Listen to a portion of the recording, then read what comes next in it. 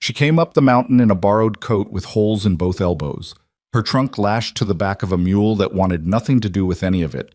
The man waiting at the top hadn't spoken more than 100 words to another human being in 3 years. He looked at her the way you look at weather you didn't ask for, like something to be endured. Rose Bennett had traveled 11 days to marry a stranger. Ethan Mercer had spent 12 years building walls so thick not even grief could find a way out. One of them was about to be wrong about everything. Bessie?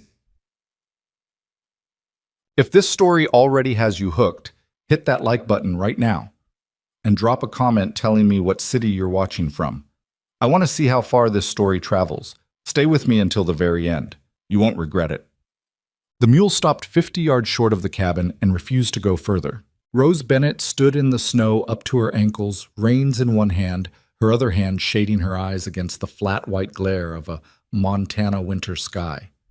The cabin sat at the end of a rocky clearing, smoke coming thin and gray from the chimney, the kind of smoke that said the fire inside was kept small and functional, nothing warm about it. The trees around it were ponderosa pines, big old things with bark the color of dried blood, and they pressed close on 3 sides like they were listening. She tugged the reins again. The mule planted its feet. "Fine," she said, out loud, to nobody. She unstrapped her trunk herself. It took longer than it should have because her fingers had gone numb somewhere around the 3rd switchback up the mountain trail, and the buckles were stiff with cold. She got it loose, lowered it to the ground, too fast, and it dropped the last foot and thudded into the snow. And then she stood there a moment, breathing hard. Behind her, she heard the cabin door open. She turned around. He was big. That was the first thing. She'd known from the letters that he worked the land alone, that he ran cattle on the high slopes in summer and trapped in winter, but knowing it and seeing it were different things. Ethan Mercer stood in his doorway with his coat not yet buttoned, like he'd heard the thud and come to investigate before thinking better of it. He was somewhere past 40, dark-haired, jaw-covered in the kind of stubble that had stopped being intentional weeks ago. His eyes moved from her face to the trunk in the snow to the mule standing 20 yards back with its ears flat. He didn't smile. He didn't wave. He said, "You're late." Rose straightened her spine. 11 days of travel, and she was tired down into the marrow of her bones, and this man was going to open with "You're late." "The pass was closed at Harlan Gap," she said. "We went around." "I know, I got word 3 days ago." He stepped off the porch and walked toward her, not fast, just deliberate. When he reached her trunk, he bent and picked it up with one hand like it was a saddlebag. "Come inside." That was it. No introduction, no offer of a hand. He turned and walked back toward the cabin, and Rose followed him because there was nowhere else to go, and that was the beginning of her marriage. The cabin was larger than it looked from outside, which wasn't saying much. There was a main room with a table, 2 chairs, a wood stove, and shelves along one wall stacked with canned goods, rope, and tools that had no business being inside a house. A doorway without a door led to a back room where she could see the edge of an iron bed frame. The floor was swept clean, but there were gaps between the boards where cold air came up, and the single window over the table was fogged with condensation. Ethan set her trunk near the wall and turned to face her. "The bedroom's yours," he said. "I'll sleep out here." "That's your bed." "It's a bed. Doesn't matter whose." Rose looked at the doorway, then back at him. "Mr. Mercer." "Ethan." "Ethan." She folded her hands in front of her because she didn't know what else to do with them. "I understand this arrangement is unusual. I'm not expecting, I didn't come here expecting—" She stopped, started again. "I came to work, to be useful. I'm not fragile, and I'm not going to need a lot of tending to, but I would appreciate knowing what the expectations are." He looked at her for a long moment. The fire in the stove ticked. "Expectations," he said, like he was trying the word out and finding it strange. "Keep the fire going. I'm usually up before dawn, and I don't come back in until dark. There's food on the shelves. If you run short of something, write it on the board." He nodded toward a small square of wood nailed near the door with chalk hanging on a string.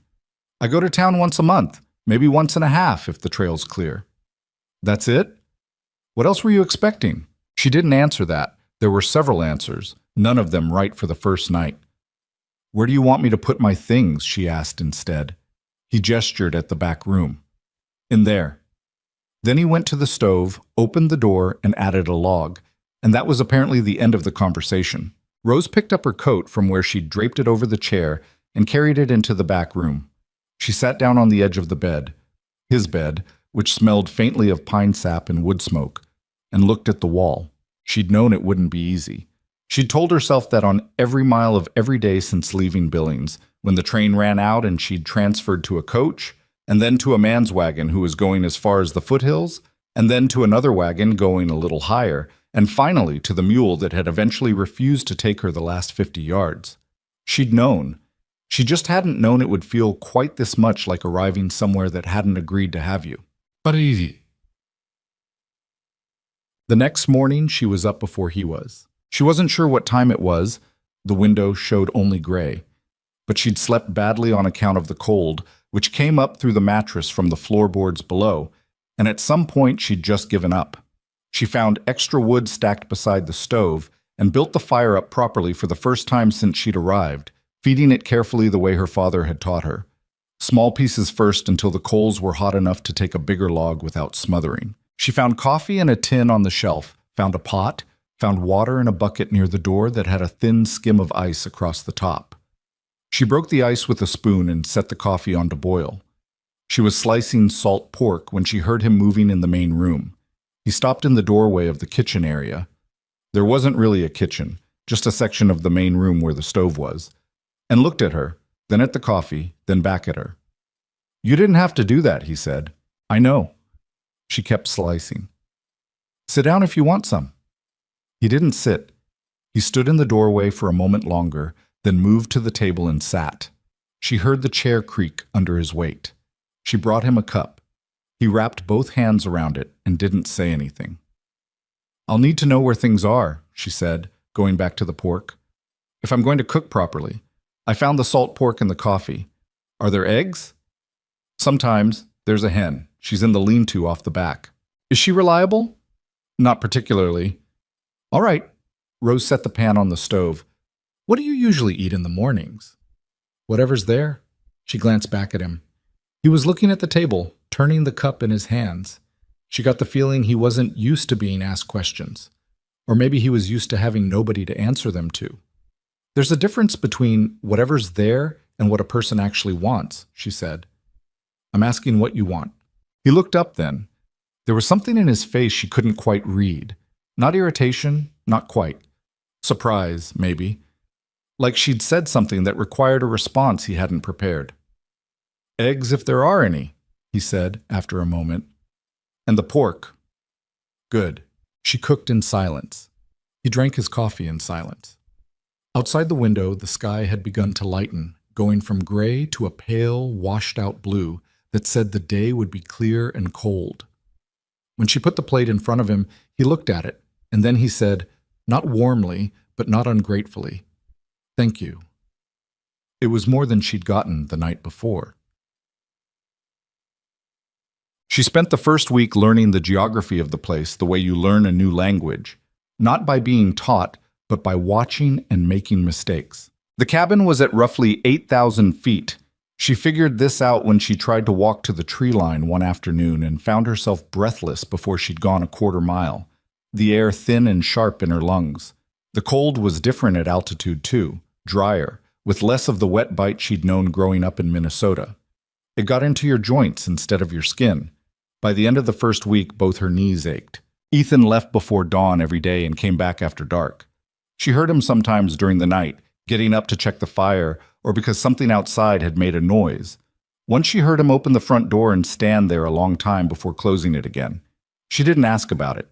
Some silences you learn not to walk into. She found the hen, a bad-tempered Rhode Island red who lived in the lean-to with a bad attitude about being approached, and negotiated a fragile peace with her that resulted in an egg every 2 or 3 days. She found a root cellar dug into the hillside behind the cabin, half-frozen solid, containing 3 large jars of pickled beets, a sack of dried beans, and a rusted coffee tin that someone had packed with old nails for no reason she could identify. She found the grave on the 5th day. She'd gone out to collect snow to melt for washing water, and she'd come around the east corner of the cabin, and there it was. A flat piece of slate set into the ground between 2 young pines. the slate carved with letters that had weathered soft at the edges.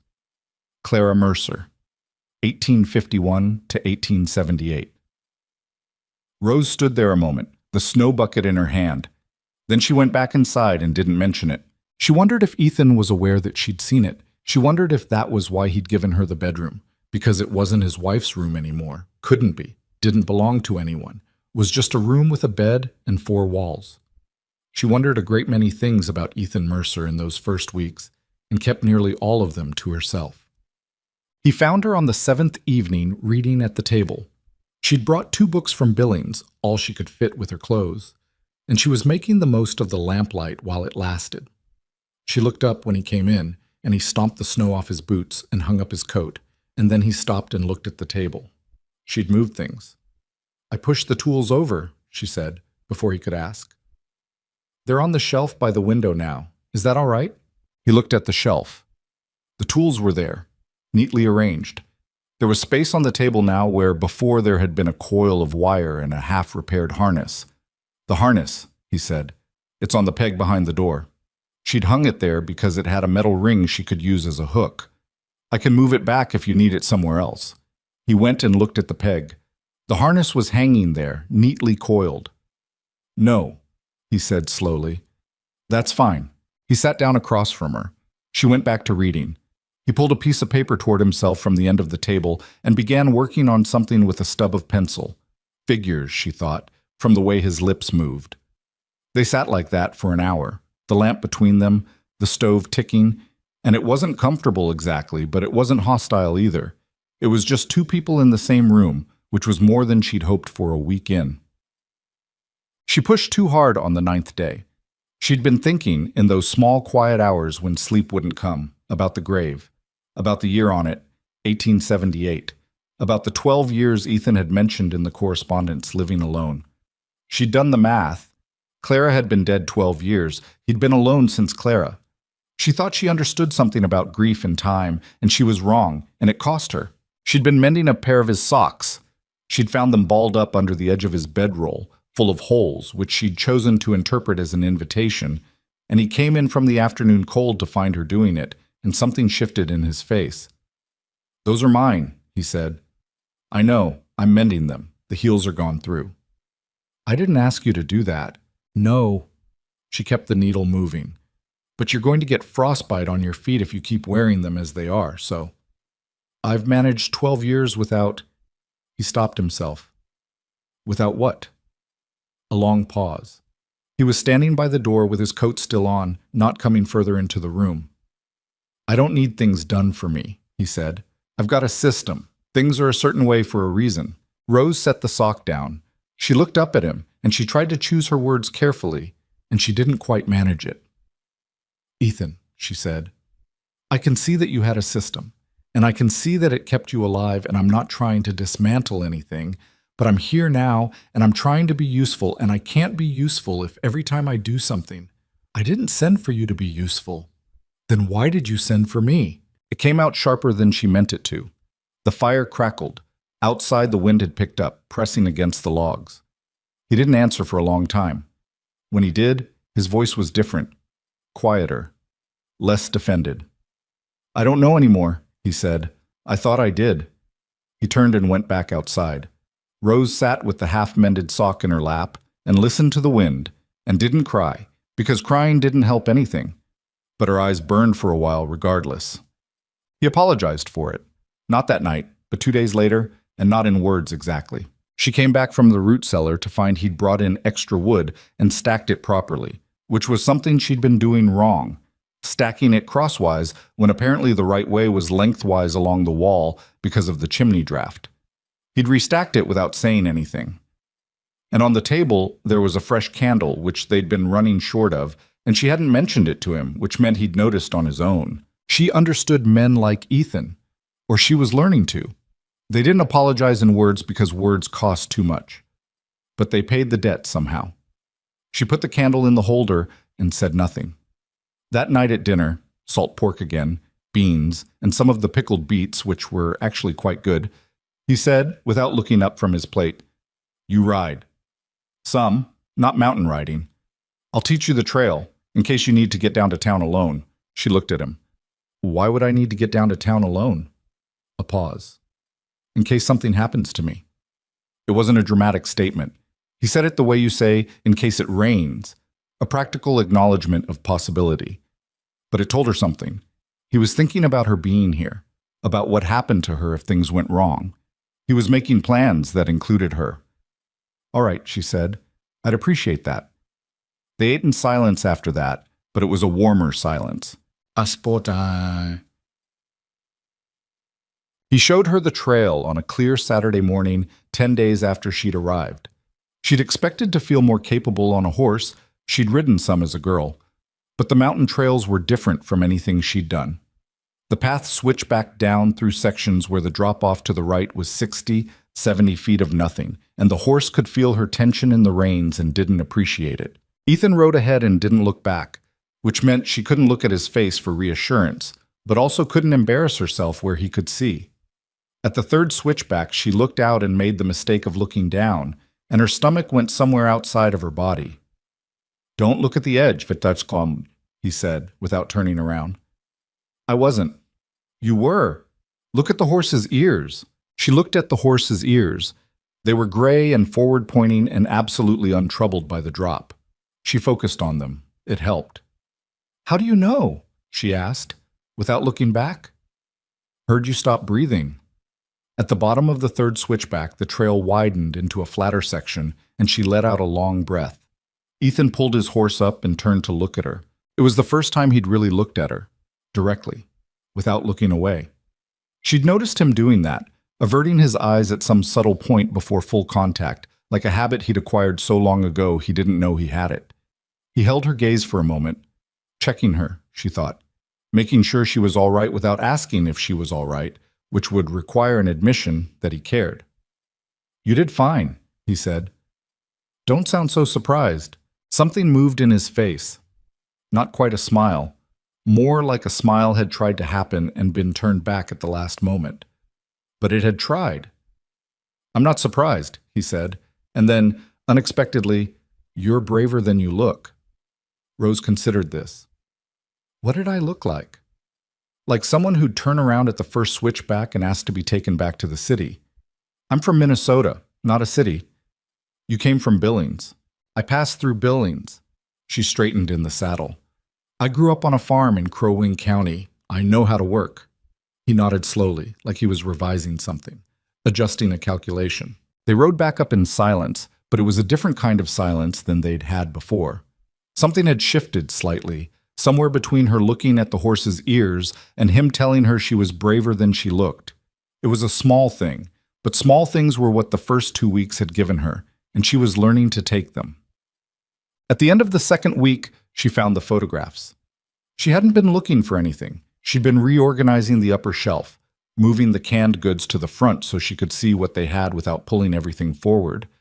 And there was a wooden box behind the goods, the kind of box that might have held bullets once, and she pulled it forward to move it to a better location, and it was heavier than she expected, and the lid came loose. Inside, 3 photographs, face down. She turned them over carefully, with the sense that she probably shouldn't.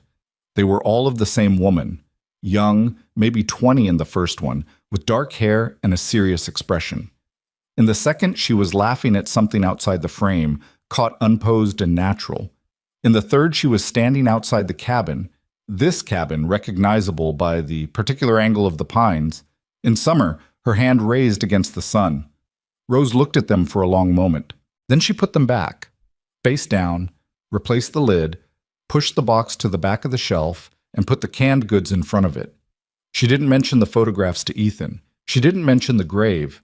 She filed both things away in the part of herself where she kept the important things she wasn't ready to do anything with yet. But that night, sitting at the table while Ethan worked on his figures, and the lamp burned low between them, she looked at his hands, big, scarred, careful hands, and thought about the fact that he'd kept the photographs face down. He knew they were there. He'd kept them all 12 years. Face down wasn't forgetting. Face down was the decision a man makes when he can't throw something away and can't stand to look at it either. She understood that decision. She'd made similar ones in her own life, with different things. She picked up her book and read. The fire ticked and settled. Outside, the mountain wind moved through the pines with a sound like water, and the cold pressed against the walls, and the lamp made a small, warm circle in the darkness. And for the first time since arriving, Rose Bennett did not feel quite entirely alone. Ethan Mercer, for his part, glanced up from his figures at some point while she was reading. She didn't see it. He looked at her for a moment, the way the lamplight caught the side of her face, the way she turned a page, and then he looked back down at his numbers. He sat with something he couldn't name for a while, turning his pencil in his fingers, the figures forgotten. Then he added a log to the fire and went to his bedroll, and lay awake longer than usual listening to the wind, and did not think about what he was thinking about, but he thought about it anyway. The snow came heavier in the third week. Rose woke one morning to find the window completely white, not frosted, but buried, the lower half packed solid with drift that had accumulated overnight without sound or ceremony. She lay still for a moment, listening. The wind had died. The world outside was muffled and strange, the way it gets when enough snow has fallen to swallow ordinary noise. She got up, pulled on her boots and her heaviest layer, and went to start the fire. Ethan was already awake. He was standing at the door with it cracked 2 inches, looking out at the drift that had piled against the porch steps.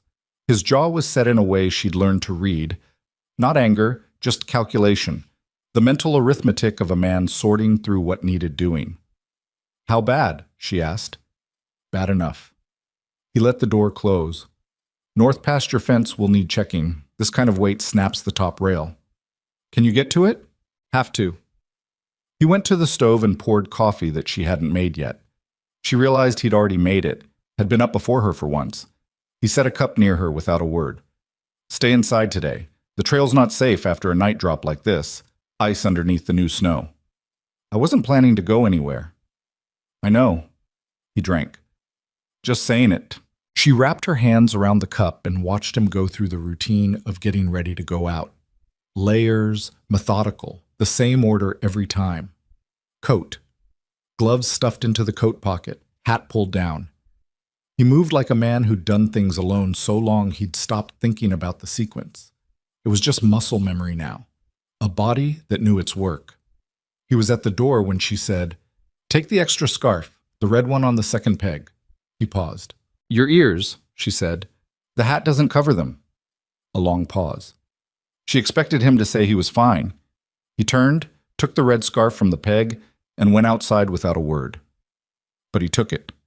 She stood at the fogged window and watched his shape move through the white until the trees took him. Boom. That was the week she started to understand the cabin. Not just the layout of it, she'd mapped that in the first days, but the logic underneath. Why things were where they were. The tools by the door because you grabbed them on the way out. The food shelf organized by how often things were used. The daily items at eye level, the monthly ones up high.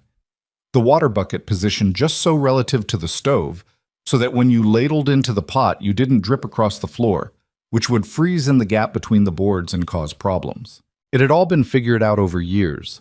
12 years of a man working out the most efficient way to be alone. She started learning it not to change it, but to work within it. She moved when it made sense to move things. She left alone what didn't need disturbing. And slowly, the cabin started feeling less like a space she was occupying reluctantly, and more like something she was being let into, a small unlocking, room by room. She found the loose board under the table by stepping on it wrong and nearly going down. She found the draft from the window by sitting in the wrong chair. She found the rhythm of the stove, when it needed feeding, when it ran hot, when it gave trouble in the cold. And she started anticipating it the way you anticipate a difficult animal you've begun to understand. Ethan noticed. She could tell he noticed because he stopped correcting her.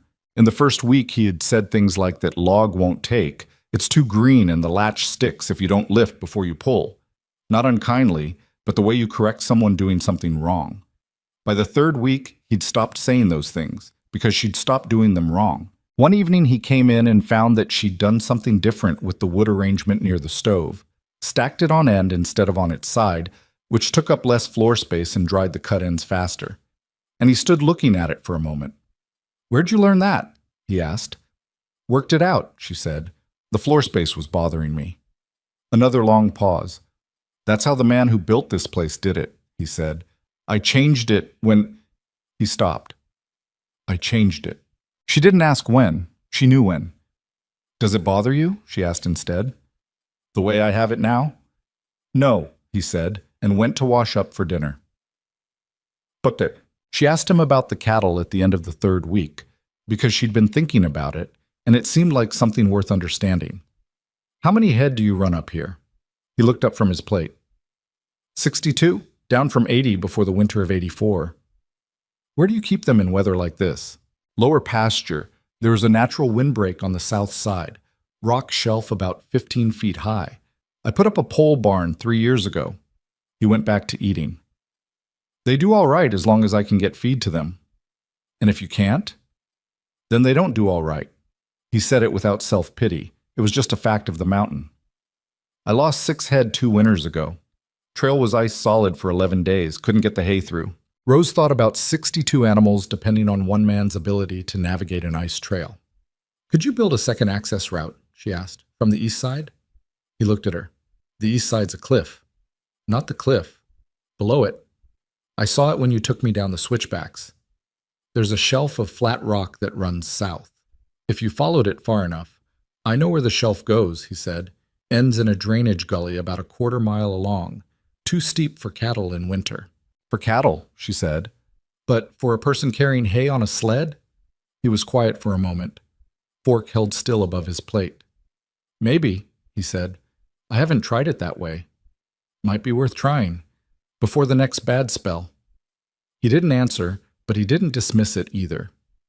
2 days later, she saw him come in from the east side of the property, later than usual, snow to his boot tops, the look on his face of a man who's been doing mental measurements. He didn't bring it up, but the following week he started moving the spare hay to a different storage point, closer to the east slope. She didn't say anything about that either.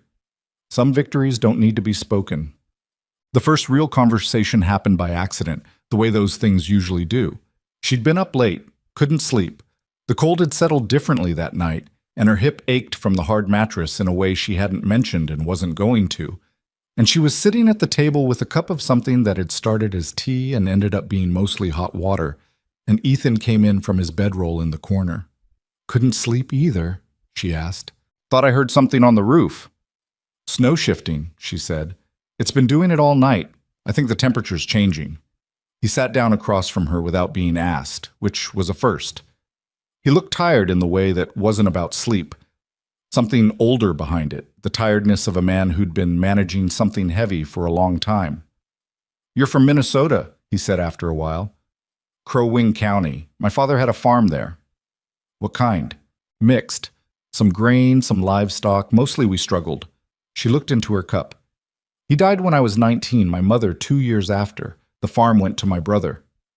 And not you. I'm a woman. She said it plainly, without bitterness that wasn't earned. It wasn't the custom. I had the choice of my brother's house or finding my own way.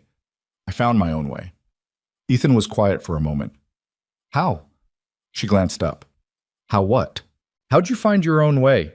Between Minnesota and a mountain in Montana, there's a fair distance. There is. She shifted in the chair. I worked. Taught school for 3 years in a town called Larkin. Did bookkeeping for a dry goods company in Billings for 2 years after that. She paused. Read a lot of law books. In my off hours. Why law books? She considered how much to give him. Because I found out early that the people who understood the law had options. The people who didn't understand it didn't have. And I didn't like having limited options. Something passed across his face. Interest, maybe. Genuine. You ever use it? The law. Once, she said. In Billings. A woman I knew. She worked in the same building. Her landlord was trying to take back her lease on grounds that didn't exist. I looked up the statute, wrote him a letter outlining exactly why he was wrong and exactly what it would cost him to pursue it. She paused. He backed down. Ethan turned his cup in his hands. And the mail order advertisement, he said. Is that... He stopped, started differently. Why that? It was the most direct question he'd asked her. About anything. She'd been wondering when he'd get there, or if he'd get there at all. Because I was 31 years old, she said, and the options in Billings were a certain kind of narrowing down.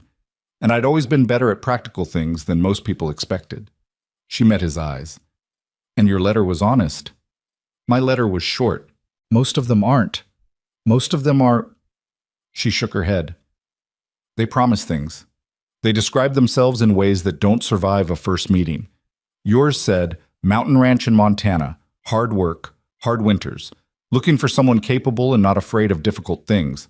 I am not an easy man. She'd memorized it without meaning to. That was the whole of the personal description. I am not an easy man. I thought anyone who'd write that was at least telling the truth. Ethan looked at the table for a long time. Clara wrote letters well, he said. It was the first time he'd said her name. She could say more in a sentence than most people said in a paragraph. He paused. I never could. Rose waited. She was sick for 2 years before she died, he said slowly, like the words were coming from somewhere that hadn't been opened in a long time. I thought she'd pull through. She was that kind of person. You thought things couldn't stop her. He stopped. They can, though. Things stop everybody eventually. Yes, Rose said. They do. The fire in the stove gave a low sound, settling. The cold outside pressed its particular silence against the walls. I'm sorry, Rose said. Not as a filler, not as a thing you say because you don't know what else to say. She meant it in the specific way. Sorry that it happened. Sorry that he'd been carrying it as long as he had. Sorry that the only way he'd found to keep going was to close everything off. She would have liked you, he said, and then looked immediately like he hadn't meant to say it. Rose didn't know what to do with that, so she held it carefully and said nothing. After a while, Ethan stood up and went back to his bedroll. Rose sat with her cold cup and the dying lamp and the sound of the snow shifting on the roof. And she thought about the photograph of the woman laughing at something outside the frame. And she thought about what it costs a person to love something and lose it. And she thought about the particular courage it takes to still be here, on a mountain, at the end of 12 years alone, trying again. She thought about her own courage, or whatever it was that had passed for courage in her life, whether it added up to enough. She thought she might find out. December arrived and the cold became something with weight. It wasn't just temperature anymore. It was a physical presence, a pressure against the walls and across the face when you stepped outside. Rose's breath froze in her scarf. The water bucket by the door had to be kept near the stove or it locked solid overnight. The hen in the lean-to stopped laying entirely, which Rose couldn't blame her for, and spent most of her time pushed into a corner with her feathers puffed out like a badly wrapped parcel. Ethan went out every day regardless. She stopped marveling at it and started treating it as a fact, like the altitude and the cold, a condition of life at this elevation. He came back in the evenings with ice in his eyebrows and his fingers stiff inside his gloves, and she always had something hot waiting, and he always sat down to it without ceremony, and that had become their ritual. She started noticing the details of him she'd missed in the beginning. He was careful with tools, the way men are when they've learned from breaking things. He kept his rifle cleaned and oiled with a regularity that bordered on religious, the one area where she'd seen him slow down and take his time, moving through each step with deliberate attention. He read. She'd thought from the sparse shelves that he wasn't a reading man, but she found him one evening with a battered history of the Wyoming territories, holding it at arm's length because his eyes were going and he hadn't gotten spectacles and probably wouldn't. He read the way people read when they taught themselves, slowly, carefully, like the words required full attention. What happened to your glasses? She asked him, watching him squint. I've got eyes fine, he said. You're holding that book at the length of your arm. A pause. The light's bad. She didn't push it, but the next month when she wrote the supply list, she added spectacles, wireframe, size medium, and small letters at the bottom. He didn't say anything when the supply run came back with them, just put them in his pocket without trying them on. Later, that same evening, she caught him reading with the book at a normal distance and the glasses on his nose. He didn't acknowledge it. She didn't mention it. Some things were better handled that way. She made a mistake in the 4th week that undid some of what she'd built. She'd gone looking for a box of matches she knew existed. She'd seen it when she first inventoried the shelves. And in the process of looking on the high shelf, she moved the wooden box with the photographs. Not intentionally. She was moving things to look behind them, and the wooden box shifted and the lid slid, and when she picked it up, the photographs were visible. She put it back immediately. But Ethan came in while she was still at the shelf, and his eyes went to the box, and she could see from the way his body changed, a subtle tightening, a stillness that he knew. "I was looking for the matches," she said quickly. I put it back." He said nothing. "Ethan," she turned to face him. "I wasn't looking at them. I didn't mean to. It's fine. It's not fine. I can see it's not fine." He pulled off his hat and set it on the table, harder than he needed to. "It's a box on a shelf in my own house," he said, his voice tight. "It doesn't matter. It clearly matters. Rose." He said her name for the first time. She hadn't noticed until now. He'd never used it. "Leave it alone." She left it alone. That evening was the first one in a week where they didn't talk at dinner, where the silence was the hard kind again, instead of the soft kind. She washed the dishes.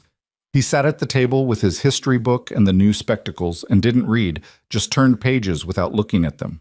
She went to bed earlier than usual. She lay there in the cold and thought about Clara's face in the photograph, the one where she was laughing, unposed, alive in a way a person only is when they don't know they're being watched.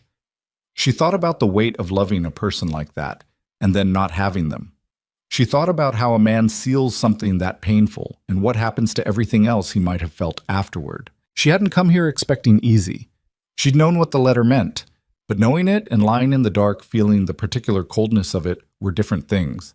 She heard him at the table for a long time.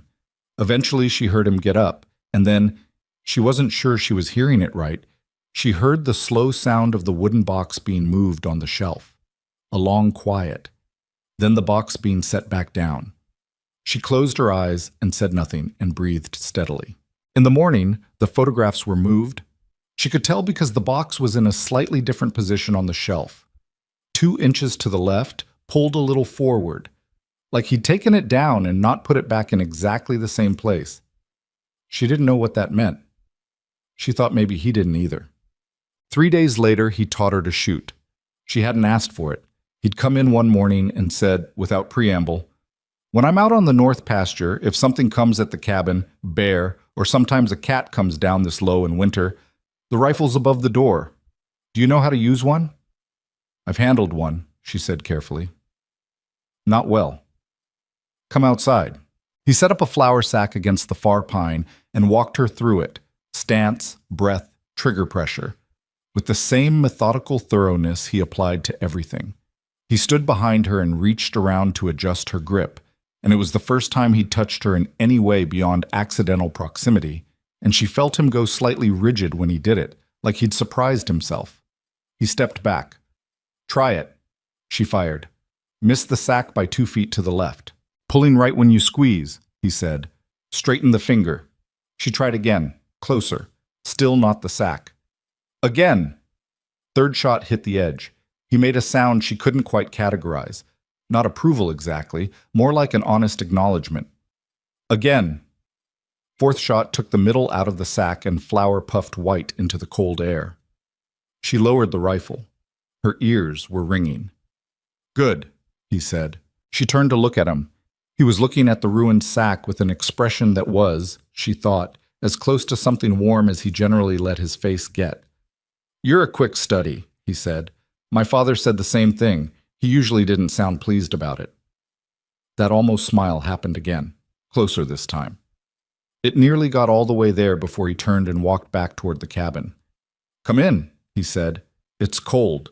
She followed him, and the cabin, when she walked back through the door behind him, felt different than it had the first time she'd come through it. Not warm, exactly. The temperature was the same, but inhabited in a way it hadn't been before. Like the walls had taken on a kind of memory of people, of a life being worked out between 2 imperfect individuals in a hard place. She hung up her coat on the second peg, where it had been for a month now, where there was space now, where someone had apparently decided there could be space for another coat. Ethan had started the coffee without being asked. She sat down, and outside the pines moved in the early winter wind, and the mountain settled into the long cold of December. And inside the cabin that had been silent for 12 years, there were 2 people trying to figure out something that didn't have a name yet. The cold deepened through the first half of December in a way that felt less like weather and more like intention. Rose had grown up with Minnesota winters, which she'd always considered a reasonable preparation for hardship, and Montana was dismantling that assumption piece by piece. The temperature dropped to places the thermometer nailed to the porch post couldn't measure. The mercury simply stopped moving and sat at the bottom of the glass like it had given up. Ethan told her, one morning over coffee, that the previous winter had gone lower and lasted longer, which she filed away as information without knowing what to do with it. She was learning that about the mountain. You couldn't negotiate with it. You couldn't reason with it or outlast it by being stubborn. You just had to be equal to whatever it gave you on any particular day, and then get up the next morning and try to be equal to it again. In some ways, it reminded her of Ethan. They had settled into something that wasn't yet partnership, but was no longer hostility. They talked at dinner most nights now, not the long conversations she might have imagined before she came, but real ones, with actual content. He'd ask about things she mentioned in passing, things she'd said days before that he'd apparently been turning over without signaling it. She'd bring up a problem she'd noticed with the property, the drainage on the north side of the cabin that was going to cause trouble in the spring thaw. And he'd listen with the particular quality of attention he had, the kind that didn't perform itself, just was. He wasn't easy. She'd known that from the letter, and it was still true. He went silent in ways she couldn't always predict, retreating into himself for hours at a time, and she'd learned not to push at those silences because they weren't about her. They were about a man who'd spent 12 years with only his own thoughts for company and hadn't entirely decided yet whether he wanted different. But there were small proofs accumulating, the way snow accumulates, quiet, consistent, until you look up and realize the landscape has changed without your noticing. He started telling her when he'd be later than usual. It was a small thing, but she understood what it cost him. That making a habit of accounting for himself to another person was not something that came naturally anymore, and he was doing it anyway. She started leaving the lamp on, which he never commented on and never asked her to stop. It was the second week of December when the cattle got out. Ethan had gone down to the lower pasture before dawn to check the fence after a hard wind the night before, and Rose was inside working through the bean inventory. They were going through it faster than she'd expected, and she was recalculating the monthly run. When she heard the sound, not loud, a particular kind of restless movement, the sound of animals that weren't where they were supposed to be. She went to the window and wiped the frost from the glass, and sure enough, 3 of Ethan's cattle had come through a gap in the pasture fence and were standing in the clearing around the cabin, looking baffled about their own freedom. She stood there a moment, thinking. She'd never worked cattle. She'd worked horses, and she'd worked pigs, and she'd worked the particular awful combination of sheep and border collie that her father had briefly attempted. But cattle were a different thing. She understood they were not, as a species, quick responders to human logic. She put on her coat, her heaviest gloves, her hat, and went outside. It took 40 minutes. The 3 animals were indifferent to her presence in the way that large animals are when they've decided they're not afraid of something. Not aggressive, just unconcerned. She got 2 of them back through the gap in the fence by making herself as large as possible and moving slowly at an angle, the way she'd seen her father move stubborn livestock. The 3rd one, a heavy red cow who'd apparently decided the clearing was an improvement over the pasture, took another 15 minutes of patient, freezing negotiation before Rose got around behind her and, in a moment of combined desperation and inspiration, made a sound that she was fairly sure she'd heard her father make, somewhere between a click and a low tone, and the cow moved. Rose got the gap secured with the spare wire she'd found in the shed 2 weeks ago and noted on the supply board.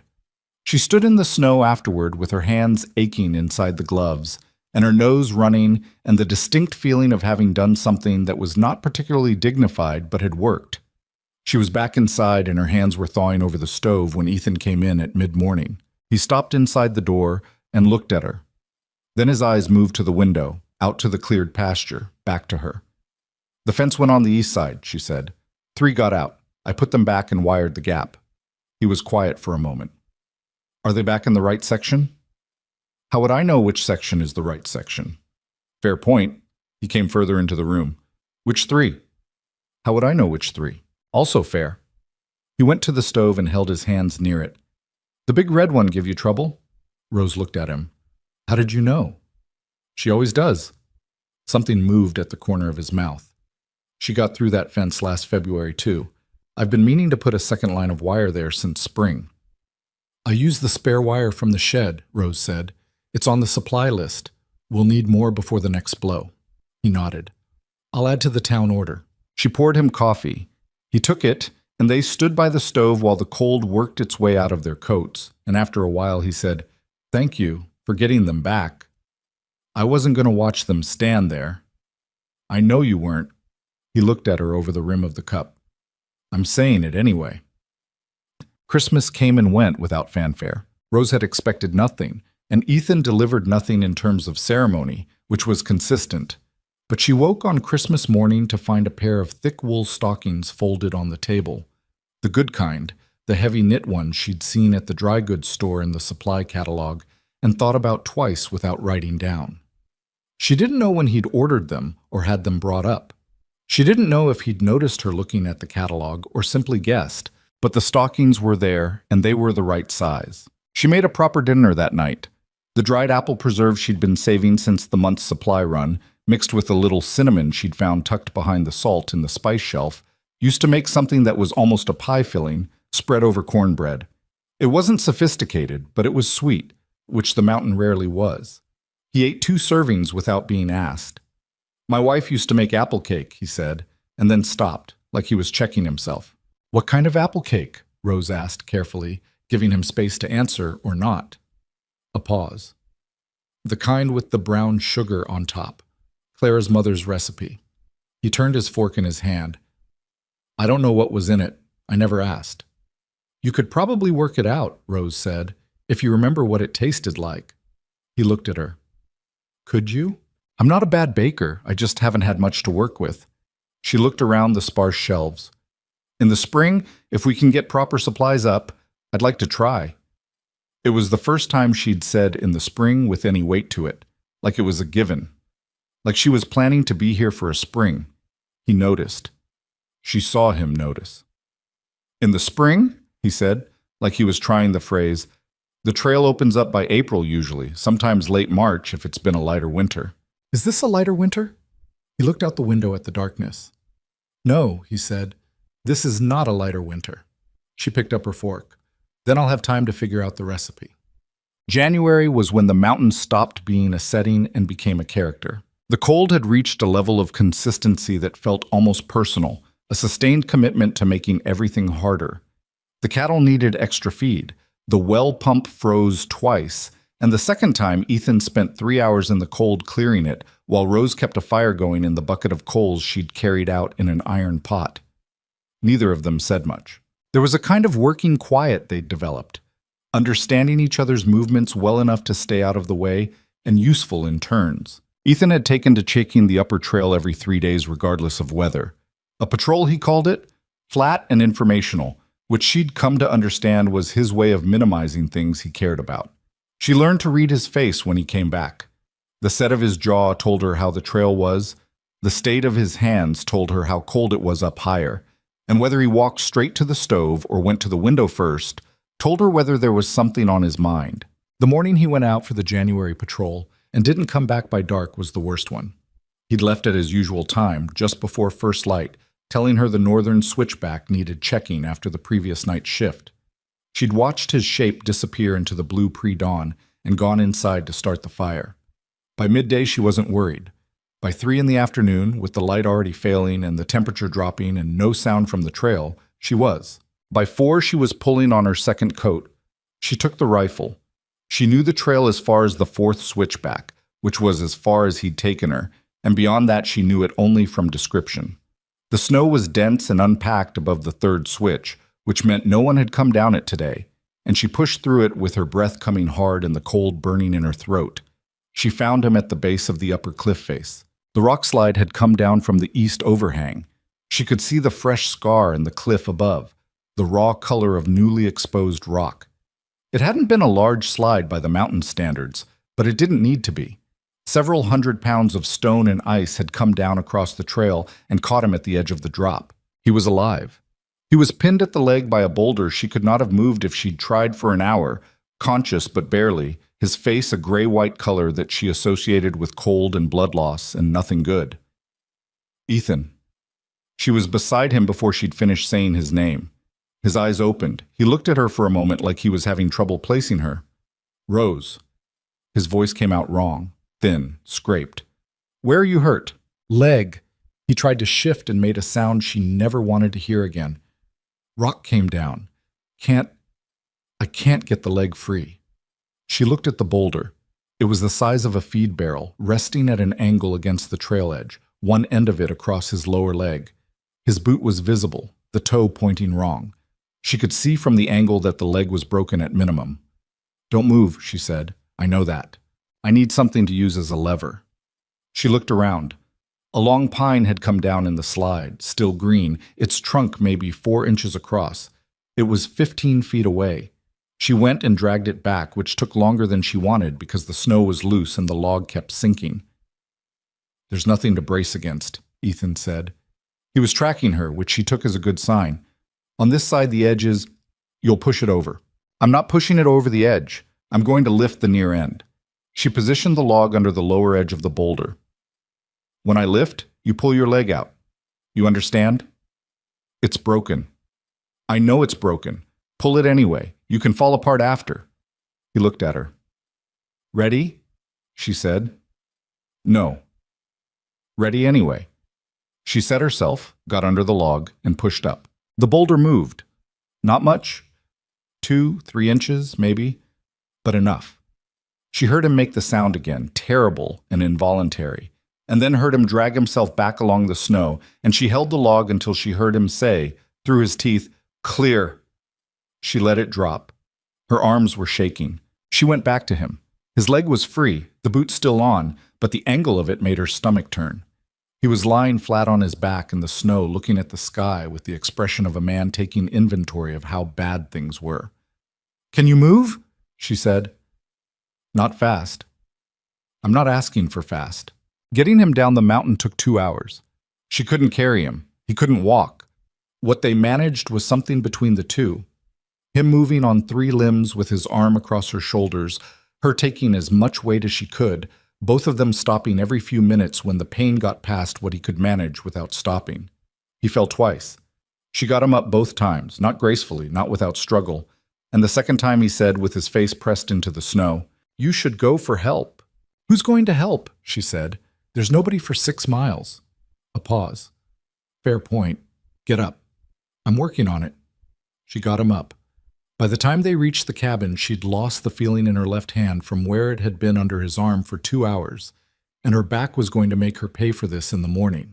She got him through the door and onto the bedroll by the stove. He couldn't make the back room, and neither of them tried. She built the fire up and boiled water and cut his boot off, which he gritted his teeth through without saying a word, and looked at the leg. The break was in the lower tibia, she thought, based on what she knew and the way it felt when she ran her hands carefully along the bone through the swelling. Not through the skin, which was something, but bad enough.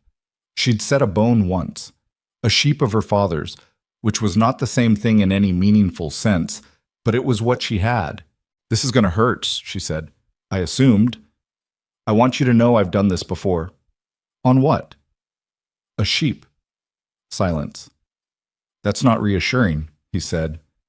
"I know. Grip the edge of the bedroll." She said it as best she could. He made the sound a 3rd time, and she thought she might carry that sound in her body for a long time after this was over. Then she splinted it with the straightest pieces of wood she had, bound it tight, and made him drink the last of the whiskey she'd found in the back of the supply shelf in October, and not mentioned since because it hadn't seemed like the right time. He drank it without argument. She sat on the floor beside him afterward, her back against the stove, her whole body aching. The fire was loud in the silence. Outside, the temperature had dropped further, and the wind had come up. "You came up the trail alone," he said. He was looking at the ceiling. His color was still bad, but improving. "Yes. In the dark. It wasn't fully dark when I left. It was close." He paused. "The North Switchback. You've only been up there once." I remembered it. "Rose." He said her name, and it was different than when he'd said it the evening with the photographs. Not a warning this time, not a door closing, something quieter. "You could have gone down to the valley, gone for help. That would have taken until morning. I know. You would have frozen. Yes. So, she looked at the fire. That wasn't an option. The wind moved through the pines outside. The stove ticked. Ethan lay still for a long time, and she thought he might have fallen asleep, would have been the best thing. But then he said, I've been alone a long time. I know. It's not that I don't. He stopped, tried again. I'm not good at this. Having someone. I know that too. She pulled her knees up. You don't have to be good at it. You just have to let it happen. Another long silence. You dragged me off a mountain, he said. I used a log. Still, you would have done the same. He didn't answer immediately. Then, yeah, he said, I would have.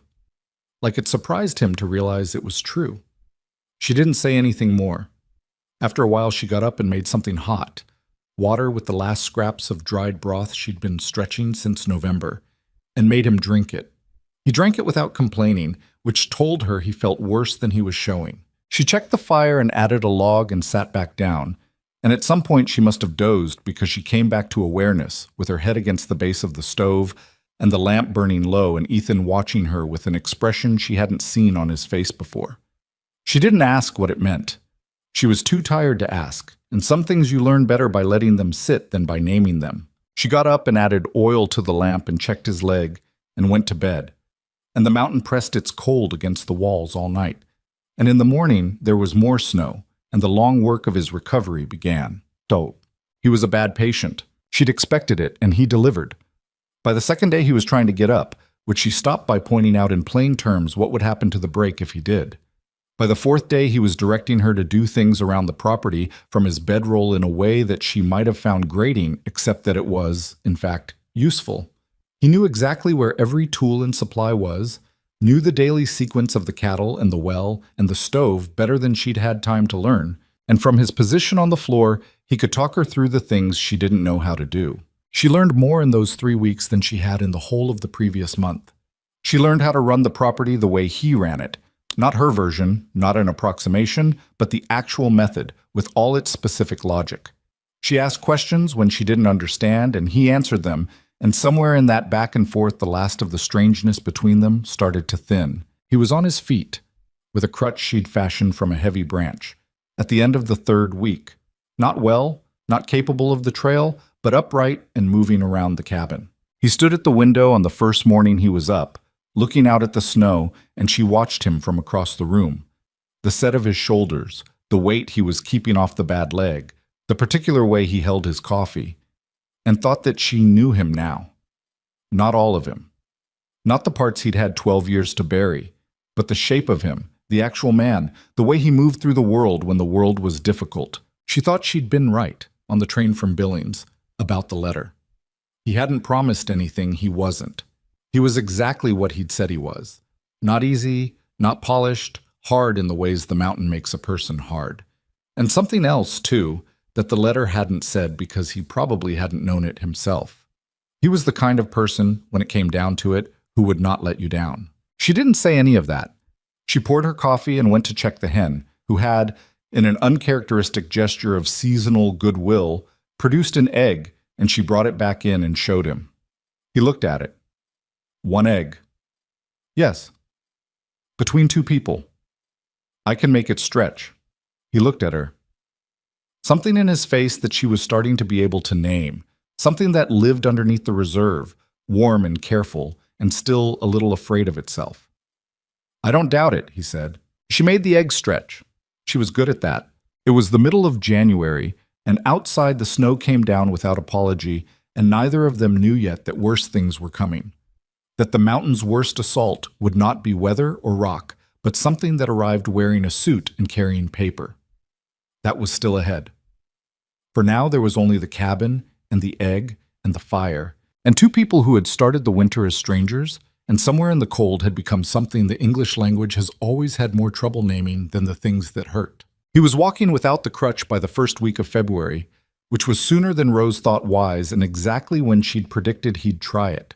She came in from checking the cattle one morning, a task she'd taken over so completely by now that it felt like hers, the rhythm of the lower pasture and the water trough, and the pole barn woven into her daily pattern, and found him standing at the window with his full weight on both feet, the crutch leaning untouched against the wall. "You're going to undo the bone," she said. "It's been 3 weeks.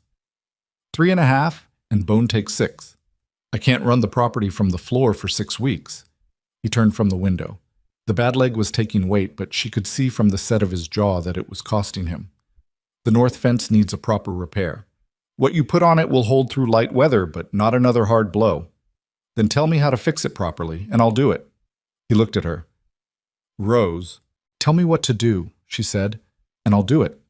That's not a complicated arrangement." He held her gaze for a moment.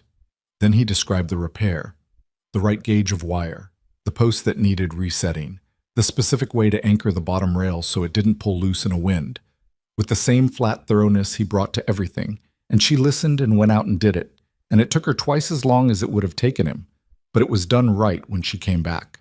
He didn't say thank you this time. He said, "The post on the left should be flush with the rail top, not above it."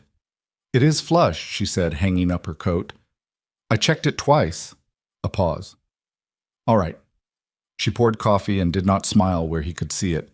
He started going out on short walks by mid-February.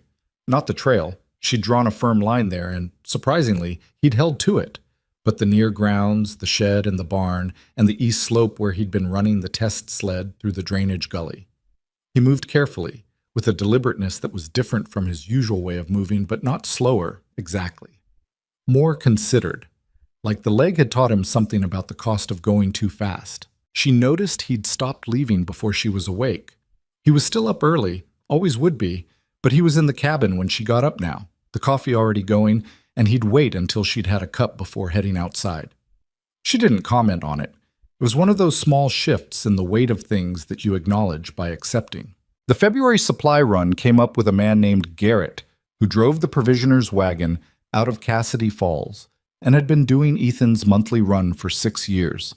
He was a compact, talkative man of about 55 with a gray beard and the kind of eyes that miss nothing while pretending to miss everything.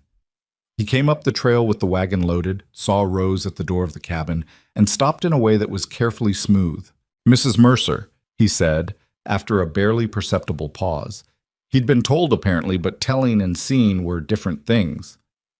"Mr. Garrett." She stepped down to help unload. "Ethan's in the barn. He'll be up." Garrett helped her carry the supplies inside with the particular cheerful efficiency of a man recalibrating quickly, and by the time Ethan came up from the barn, limping slightly, Garrett had shifted fully to a version of normal that included Rose without making a thing of it. "Heard about the slide," Garrett said to Ethan. "Bad stretch of trail up there this winter." "It's been worse." Ethan shook his hand. "New wire hold up?" "I put the heavier gauge like you asked. And the other thing." He glanced briefly at Rose and then back. "In the bottom of the second crate." Rose didn't investigate the second crate until later, when Garrett had gone. At the bottom, wrapped in a piece of canvas, were 3 volumes of Montana territorial law, published 1884, with a note in Garrett's handwriting, ordered from the Cassidy Falls reading room at E. Mercer's request. She stood holding them for a while. Then she went and found Ethan at the stove and said, "The law books." "Thought you might want something new to read," he said, not turning around. "You've been through your 2 twice each. These are expensive, Ethan. The reading room had them spare." He stirred the pot. "Don't make it into something." She looked at the books. She looked at the back of his head. "Thank you," she said. "Dinner's nearly ready," he said. She sat down with the first volume and didn't make it into something, and he put a bowl in front of her and sat across from her, and that was February. The man arrived on a gray Thursday in the first week of March. The trail had opened just enough for a horse, not a wagon, but a single rider who knew what he was doing. And Rose heard the hoofbeats from inside the cabin while she was reading and felt something she didn't immediately understand, a subtle shift in the quality of the silence outside, like the mountain registering an arrival it hadn't consented to. She went to the window. The rider was well dressed for the mountain, which meant he wasn't from anywhere near it. Good coat, clean boots despite the trail, a horse that was better than functional, the kind of horse you bought to look like you could afford it. He was somewhere around 40, clean-shaven, with a face that arranged itself naturally into a particular expression Rose had seen before on men of a certain professional type. composed, faintly satisfied with itself. He saw her in the window and touched the brim of his hat. Ethan was at the barn. She went to the door and opened it before the man could knock. "Good morning," he said. His voice was the kind of voice that expected to be heard. "I'm looking for Ethan Mercer. I was told this was his property." "It is," Rose said. "He's out. Can I ask your business?" "Certainly." He reached inside his coat and produced a card, which he held out with 2 fingers. Aldous Crane, Continental and Pacific Railway Development. "I have some documents Mr. Mercer should review." Rose took the card. She looked at it for a moment, then at him, and said, "Come inside, it's cold." She put him at the table with coffee, not out of hospitality, but because it gave her something to do with her hands and gave her time to look at him. And she listened to the easy, affable way he made conversation about the trail and the weather while she waited for Ethan. And she read him the way she'd learned to read certain types of men in Billings, the kind who used pleasantness as a professional instrument, the kind who smiled at the right moments because they'd learned which moments those were. Ethan came in from the barn and stopped when he saw the stranger at his table. "Ethan Mercer," Crane said, rising and offering his hand with the smooth efficiency of a man who'd done this 100 times. "Aldous Crane, Continental and Pacific. I apologize for the unannounced visit. The nature of our business doesn't always allow for formal correspondence." Ethan shook the hand, but his face had gone to the careful, flat expression Rose recognized as his version of alert. He sat down across from Crane and looked at him. "What business?" he said. Crane opened his leather bag and produced a set of papers. Several pages, folded in thirds, with a wax seal on the outer fold. He set them on the table with the matter-of-fact air of a man placing something that speaks for itself. "Mr. Mercer, the Continental and Pacific has been engaged in a survey of this mountain range for the past 18 months. A rail line through the High Pass, the Meridian Pass, 12 miles north of here, would open up the Northern Territories in a way that would benefit the entire region. Commerce, communication, growth." He paused for the right length of time. "In the course of that survey, we came across some existing land records that affect your situation." Ethan did not touch the papers. "What records?" "The original territorial grant for this parcel, the acreage you've been working, was issued in 1871 to a gentleman named Harlan Price. The grant was conditional on continuous productive use and was set to revert to territorial authority after a period of abandonment or upon transfer without proper filing." Crane touched the papers lightly. "Mr. Price died in 1873. The parcel appears never to have been legally transferred to subsequent owners, which means the Continental and Pacific, as successor to the Territorial Land Office under the Consolidation Act of 1882, has a legitimate claim to this land has been mine for 15 years, Ethan said. His voice was quiet. That particular quiet. "I understand your position," Crane said. "I want to be clear that the company has no interest in making this adversarial. The Meridian line doesn't run through your grazing land. We'd be taking approximately 60 acres of the upper slope, the non-productive cliff section, and the adjacent timber. The house, the outbuildings, your pasture land. We're not touching any of that. But we do need the documentation to be correct, which means we need you to sign over the upper parcel and accept a modest settlement." He pushed the papers forward an inch. "It's a fair arrangement, Mr. Mercer." Rose, who had been standing at the stove through all of this, said, "May I see those documents?" Crane glanced at her. "They're addressed to Mr. Mercer." "I'm Mrs. Mercer," she said. "May I see them?" It wasn't a question the second time. Something in her tone settled it. Crane looked at Ethan, who said nothing but also didn't stop her, and she crossed to the table and picked up the papers. She read them. She read them slowly, all 3 pages, while Crane sat with his patient, professional expression, and Ethan watched her from across the table. She set them down. "When did Harlan Price die?" she asked. "April 1873, I believe." "The date on this transfer document is March 1873, she said, "before he died." A small pause. "I'd have to verify the exact—" "The wax seal on the transfer document is Continental and Pacific," Rose said. "The Consolidation Act you cited, the one that made C&P the successor to the Territorial Land Office, wasn't enacted until 1882, which means in 1873, when this document was supposedly filed, Continental and Pacific didn't exist in that capacity. They couldn't have been a party to a territorial land transfer. She looked at Crane. This document is a fraud. The word sat on the table between them. Crane's face did not change in any dramatic way, but something behind it did. A slight recalibration, a brief narrowing, quickly smoothed over. Mrs. Mercer, he said, with the careful patience of a man adjusting his approach, the filing dates on territorial documents can be complex. There were multiple predecessor organizations that— What is the name of the original territorial land officer who authenticated this? Rose asked. A beat. That information would be in the full file, which— It's on the document, Rose said. Page 2, lower left, the authentication signature. She turned the papers toward him. That's the seal of the Montana Territorial Land Office, 3rd District. The 3rd District officer in 1873 was a man named Thomas Wardell. The signature on this document is not Thomas Wardell's signature. Silence. Ethan was looking at her. Crane was looking at her. The fire ticked. How do you know what Thomas Wardell's signature looks like? Crane said, and his voice had dropped the affable quality. It was flatter now. More itself. Because it appears in the 1874 and 1875 land records reproduced in the 2nd volume of Montana Territorial Law, published 1884. She looked at the law books on the shelf. Ethan's law books, ordered from the Cassidy Falls reading room. It's a distinctive signature. This isn't it. Crane looked at the books. He looked at Rose. He put the papers back in his leather bag with movements that were still smooth but no longer warm. The company's legal team will be in touch, he said. I'd expect so, Rose said. He stood. He buttoned his coat.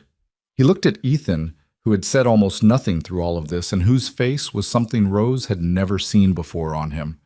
Not quite shock, not quite pride. The face of a man encountering something that required him to revise a significant assumption. Mr. Mercer, Crane said. I think you know the way out, Ethan said. Crane left. They heard his horse on the trail for a few minutes, and then the mountain silence came back. The particular quality of it, the way it pressed in from all sides. Ethan sat at the table. Rose sat across from him in Crane's vacated seat. Between them, the coffee had gone cold. The law books, Ethan said finally. Yes. You knew. I didn't know anything specific, but I know what fraudulent instruments look like. And when a man rides up a mountain trail in March with documents that are supposed to be from 1873, and he doesn't want you to read them carefully, there's usually a reason. Ethan was quiet for a long time. Outside, the wind had picked up, moving through the pines in the particular long wave that meant a change in weather. Is it over? He asked. What you said. Does that end it? Rose shook her head slowly. No. He'll go back to whoever is actually running this, and they'll come up with a different approach. Or they'll find a judge who owes them something, or they'll file a claim that's harder to disprove quickly. Men like Crane aren't sent to close deals, Ethan. They're sent to feel out the resistance. She looked at him. We found out what they have, which isn't much, but that doesn't mean they won't keep trying. What do we do? She'd noticed the we. She thought he had too. We go to Cassidy Falls, she said, the county seat. We find the actual land records for this parcel, the original price grant, your father's transfer, if there was one, your own filing. We make sure everything that should be recorded is recorded and correct. She paused. And I want to write to a man I know in Billings. He's a land attorney. He'll know the specific Consolidation Act filings and whether C&P actually has any legitimate claim to territorial succession. You know a land attorney. I used to do his bookkeeping. Ethan absorbed this. Is there anything you did in Billings that wasn't useful? I made a bad pot of coffee once, she said. My employer at the dry goods company never forgave me for it. It surprised them both. The laugh that came out of him. Not a polished sound, not practiced, the real kind. A little rusty from disuse. It lasted only a moment before he caught it, but it had happened, and they both knew it had happened, and the room was different after. The trail will be clear enough for a wagon in 2 weeks, he said. Maybe 3. Then we plan until then, Rose said, and we go down together. Those 2 weeks were the most concentrated ones yet. Rose read the territorial law volumes with the systematic focus she'd applied to the dry goods ledgers in Billings, looking for the specific statutes that governed land transfer, succession claims, and the rights of original grantees' heirs. She made notes in the margins in her small, even handwriting, cross-referencing dates and provisions. Ethan went through the strong box under his bed, which she hadn't known existed, and produced a collection of papers he'd accumulated over the years and never fully organized. Receipts, correspondence, a document in faded ink that turned out to be his father's transfer of the property into Ethan's name, dated 1876. "This is what we need," Rose said, holding the transfer document to the lamp. "If this is properly filed, Crane's entire argument collapses. The property passed legally from Price to your father by purchase in..." She read the date on the original grant notation. 1871, the same year the grant was issued. Your father bought it directly from Price before the grant conditions could lapse, and then transferred it to you in 1876. She looked up. "None of this is abandonment. None of this is improper filing." "I never went through those papers," Ethan said. He was sitting beside her at the table, reading the documents as she sorted them. "I knew they were there. After Clara..." He stopped. "I put the strongbox under the bed and didn't open it." "Because she's in there too," Rose said. Not as a question. A silence. "Her death record," he said, "and our marriage certificate." He looked at the table. "Things you don't open." "I understand." She set the transfer document carefully aside. "But this is what saves your mountain. Your father was a careful man." "He was." Ethan picked up the document. "Read it again slowly, the way he read, with full attention." "He told me to keep this. I just stopped paying attention to keeping things." "You were managing other things." He set the paper down. "Rose." He said her name with the weight behind it again, the specific weight she'd come to know. "What you said to Crane, how quickly you..." He stopped. "I've been up on this mountain a long time. I didn't know something like that was even possible." "I had a lot of time to read," she said. "Don't." He looked at her directly. He was getting better at that, looking at her without the avoidance. "Don't make it small. You knew what those documents were, and you knew why they were wrong, and you stood in my kitchen and took them apart in front of a man who's probably done this a dozen times." He held her gaze. "I'm saying it mattered. I'm saying I couldn't have done it." She felt something shift in her chest. Not dramatically, just a quiet settling, like a door fitting properly into its frame for the first time. "You would have found a different way," she said. "Maybe. A slower one." He picked up his coffee, which was cold, drank it anyway. "I've been fighting this mountain alone for 12 years, and I never thought to question whether that was right or just what I'd gotten used to." Rose said nothing. "I'm getting used to something different now," he said. It came out careful and deliberate, the way he did things he wasn't entirely sure of. "I want you to know I'm aware of that." "All right," she said. "All right," he said. They went back to the papers. Bum it. They went to Cassidy Falls on the first clear day in mid-March, Ethan driving the wagon with his bad leg stretched out at an angle, and Rose beside him with the strongbox on her lap. The trail was rough and slow, the runoff from the snowmelt making the lower switchbacks unpredictable, and Ethan drove with the particular contained focus of a man working a bad road on a leg that wasn't fully right. Rose watched the valley appear below them as they came down through the last switchback and felt something she hadn't felt in months, the wide-open quality of lower ground, the sky without pine walls on three sides, the sound of distance. "Do you miss it?" she asked. "Coming down, being here instead of up there?" "No," he said, without having to think about it. "Never?" He glanced at her. "What's down here I'd miss up there?" She looked at the valley. Other people. The ease of things. Not having to fight everything. "I don't fight everything," he said. "Just what needs fighting." She thought about that. About Crane's face when she'd named the discrepancy in the seal date. About the particular quality of Ethan's silence while she'd done it. Not paralyzed, not absent, just giving her room, understanding before she'd finished that this was something she could do that he couldn't, and choosing without drama to let her do it. Two people who fought different things, who covered different ground. "No," she agreed, "just what needs fighting."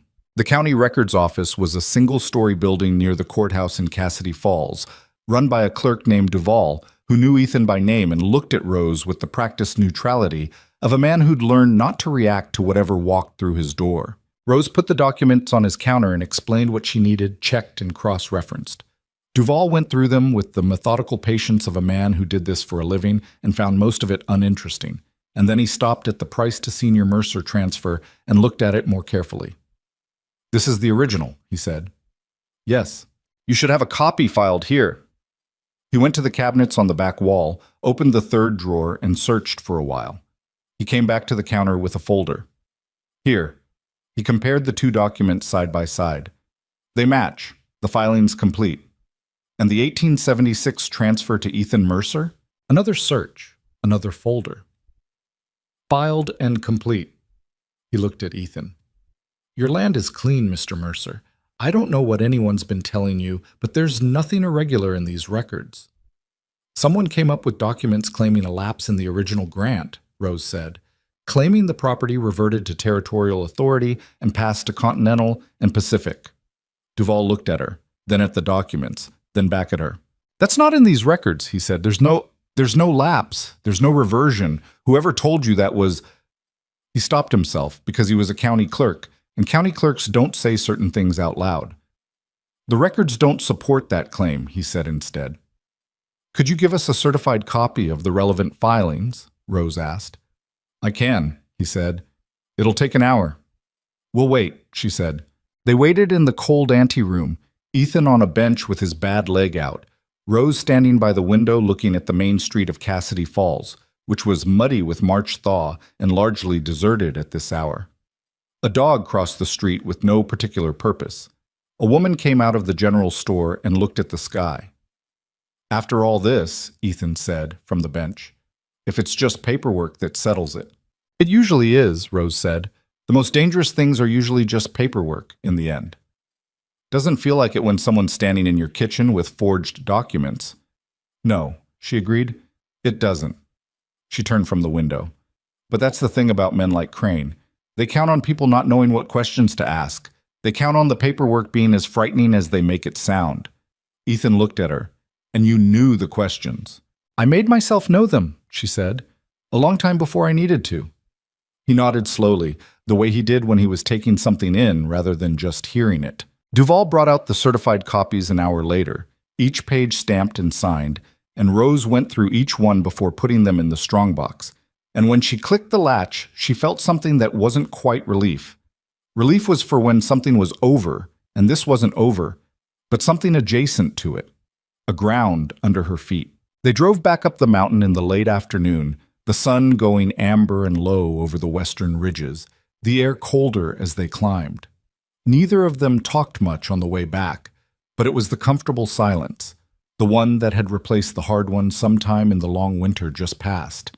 At the last switchback before the cabin, the one where she'd told herself to look at the horse's ears instead of the drop, Ethan said, without looking at her, "I'm glad you came." She looked at the horse's ears. They were gray and forward-pointing and absolutely steady. "So am I," she said. The cabin was there when they came around the last stand of pines. Smoke rising thin from the chimney, she'd banked the fire before they left. The flat piece of slate between the two young pines on the east side, visible from this angle. The red scarf still on its peg inside, she knew, though she couldn't see it from here. Ethan pulled the wagon up and set the brake, and they climbed down, and Rose carried the strong box and Ethan carried the supplies from the wagon bed, and they went inside, and the fire was still going, and the mountain was quiet around them the way it was quiet when it was not being dangerous, which was the closest it came to kind. She put the strong box on the shelf above the law books and went to build the fire up. And Ethan stood in the middle of the room for a moment in the particular way of a man who's come home and is still, briefly, aware that it's home. Then he went to help with dinner, which was new, and the evening came down over the mountain, and somewhere in Cassidy Falls or somewhere further away, men with leather bags full of forged documents were going to have to find a different approach, and they were coming. And Rose Bennett Mercer knew it and was not afraid, because she had a certified copy of every relevant document in a strongbox on her shelf, and she knew which questions to ask, and she was no longer alone on this mountain. Neither was he. Crane came back 3 weeks later, and he didn't come alone. There were 2 men with him this time. Not riders in good coats, but the kind of men who exist in a professional capacity somewhere between lawyer and enforcer, carrying briefcases and wearing expressions that had been trained into neutrality. And behind them, riding a horse that cost more than anything on Ethan's property, was a man Rose hadn't seen before but recognized immediately in the way you recognize a type. He was older than Crane, heavier in the shoulders, with white at his temples, and the kind of face that had decided long ago it didn't owe anyone a pleasant expression. He wore no company insignia, no identifying anything, which told Rose he was the kind of man who didn't need to announce himself, because everyone in any room he entered already knew who he was, or quickly found out. Ethan saw them from the barn and came up the slope at his deliberate pace, the bad legs still not entirely right, and Rose came out of the cabin door and they met in the clearing in front of the porch at approximately the same moment. She'd had the feeling since morning that something was coming. Not a premonition, nothing like that, just the particular alertness of a person who has learned to read the quality of quiet before a change. She'd been watching the trail. "Mr. Mercer," Crane said. "Mrs. Mercer." The warmth was entirely gone now. What was left was professional, which was somehow colder. "This is Edmund Garfield, Regional Director of Land Acquisition for Continental and Pacific." Garfield looked at Ethan, then at Rose, in the way of a man assessing property value. His eyes stayed on her a beat longer, the way men like him sometimes do when they're recalculating a situation they thought they understood. "We'll make this brief," Garfield said. His voice was the deep, unhurried kind that came from decades of not needing to speak loudly. "Mr. Crane reports that you've raised questions about our filing documents. I'm here to clarify our position and give you an opportunity to resolve this simply before it moves to a court proceeding." "There's nothing to resolve," Rose said. The original grant transferred legally to Ethan's father in 1871. The subsequent transfer to Ethan is on file with the Garfield County Records Office, certified and complete. Your 1873 document is fraudulent. The seal date predates your company's authority to act as territorial land successor by 9 years. Garfield looked at her steadily, not surprised. Men like him didn't show surprise because showing surprise cost something. "Mrs. Mercer, our legal team has reviewed the filings." "Then your legal team can explain the signature on the authentication," Rose said. "Thomas Wardell's seal appears on your document, but the signature doesn't match any record of Wardell's authenticated filings in the 1874 and 1875 territorial records. If you'd like, I can show you the comparison. I've had it prepared." She had, in fact, prepared it. She'd spent 3 evenings the previous week carefully tracing Wardell's signature from the reproductions in the territorial law volume and placing it beside the signature on Crane's document, noting in writing the specific ways they differed. The loop of the W, the crossbar of the T, the pressure variations that only appear in a signature a man has made 10,000 times and cannot fake at the right angle under scrutiny. It was in the strongbox. She'd brought the strongbox outside with her. Garfield glanced at the strongbox. His expression did not change, but something behind it shifted. The same recalibration she'd seen in Crane, just better controlled. "We have a witness," Garfield said, "a former land office clerk who will testify that the original price grant lapsed before the transfer to your father-in-law." "What's his name?" Rose asked. A pause. Brief, but real. "That's not information I'm prepared to share at this stage of the..." Because if his name is in any of these records as an authenticated filing clerk, and he's prepared to testify that a document he authenticated is legitimate when it demonstrably isn't, he's committing perjury, Rose said. And the judge in Garfield County is a man named Harold Birch, who was himself a territorial records clerk before he was elevated to the bench. He's going to know exactly what Wardell's signature should look like. She paused. I looked that up too. The 2 men with briefcases had gone very still. Ethan, standing slightly behind Rose's left shoulder, said nothing. She'd learned that about him over the winter, that he knew when to speak and when to be a wall behind someone else who was speaking. He wasn't passive. He was deliberate. There was a difference. Garfield looked at him. Mr. Mercer, man to man, you've been on this mountain a long time. You know how these things go. The company has resources that will outlast any individual's ability to fight. We're offering you a settlement, a fair one. And the alternative is years of legal proceedings that will cost you money you don't have, attention you can't afford, and a result that's uncertain regardless of what the documents say. He let that sit. Nobody wins a long fight against a railroad. Not in this territory. Ethan was quiet for a moment. The wind came through the pines behind the cabin. That particular sound, the long wave of it, which Rose had stopped noticing sometime around December because it had become as ordinary as breathing. "I've been on this mountain for 15 years, Ethan said. "I buried my wife here. My father before me cleared the first trail up this slope with 2 mules and a handsaw." He said it without drama, just the facts, the way he always spoke. "I've had 12 winters alone on this ground, and I'm still here. So when you tell me to think about how long I can outlast a fight," he stopped.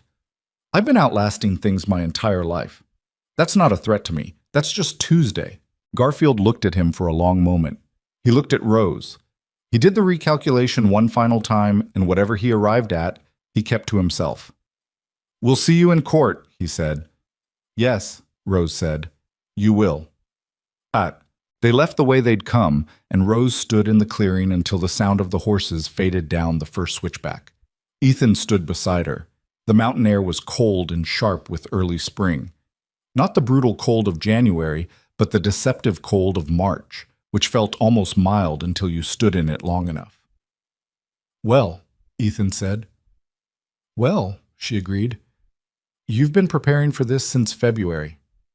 "Since January," she said. "When I finished the second law book." He looked at her sideways. She'd learned his sideways looks. This one meant something close to admiration, which he would not say directly. "Come inside," she said. "There's still 3 weeks before the hearing, and I need to walk you through what's going to happen." The hearing was set for the first week of April in Cassidy Falls, which gave Rose 3 weeks to prepare something she'd never prepared before, a formal legal response to a fraudulent land claim in a territorial court. She knew the argument. She'd known it since the afternoon she'd read Crane's documents at the table in November. The facts were on their side, clear and documented and cross-referenced with certified copies from the county office.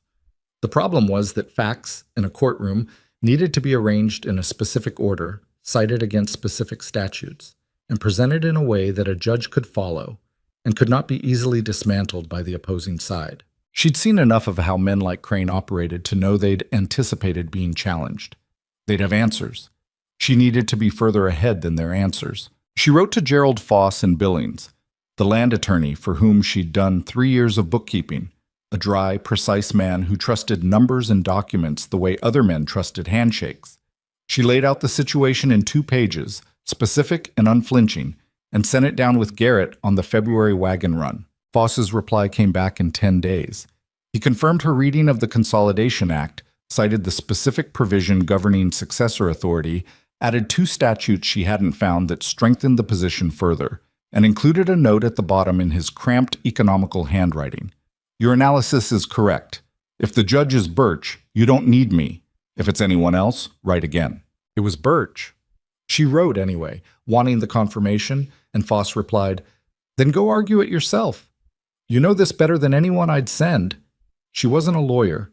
She was clear about that with herself and with Purcell, the only attorney in Cassidy Falls, who had never argued a land claim in his life and admitted it without embarrassment when she went to see him.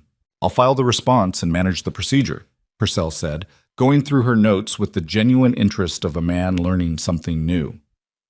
"The argument is yours. I'd just muddy it." He looked up. "Where did you learn to do this?" "Books and necessity," she said. "Same as most things." He looked at her for a moment. "Your husband is a fortunate man." "Tell him that," she said. "He'll deny it and then do something useful to prove it true." Purcell laughed.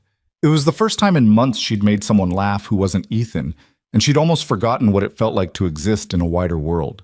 She went home up the mountain and kept working. Ethan helped in the ways he could.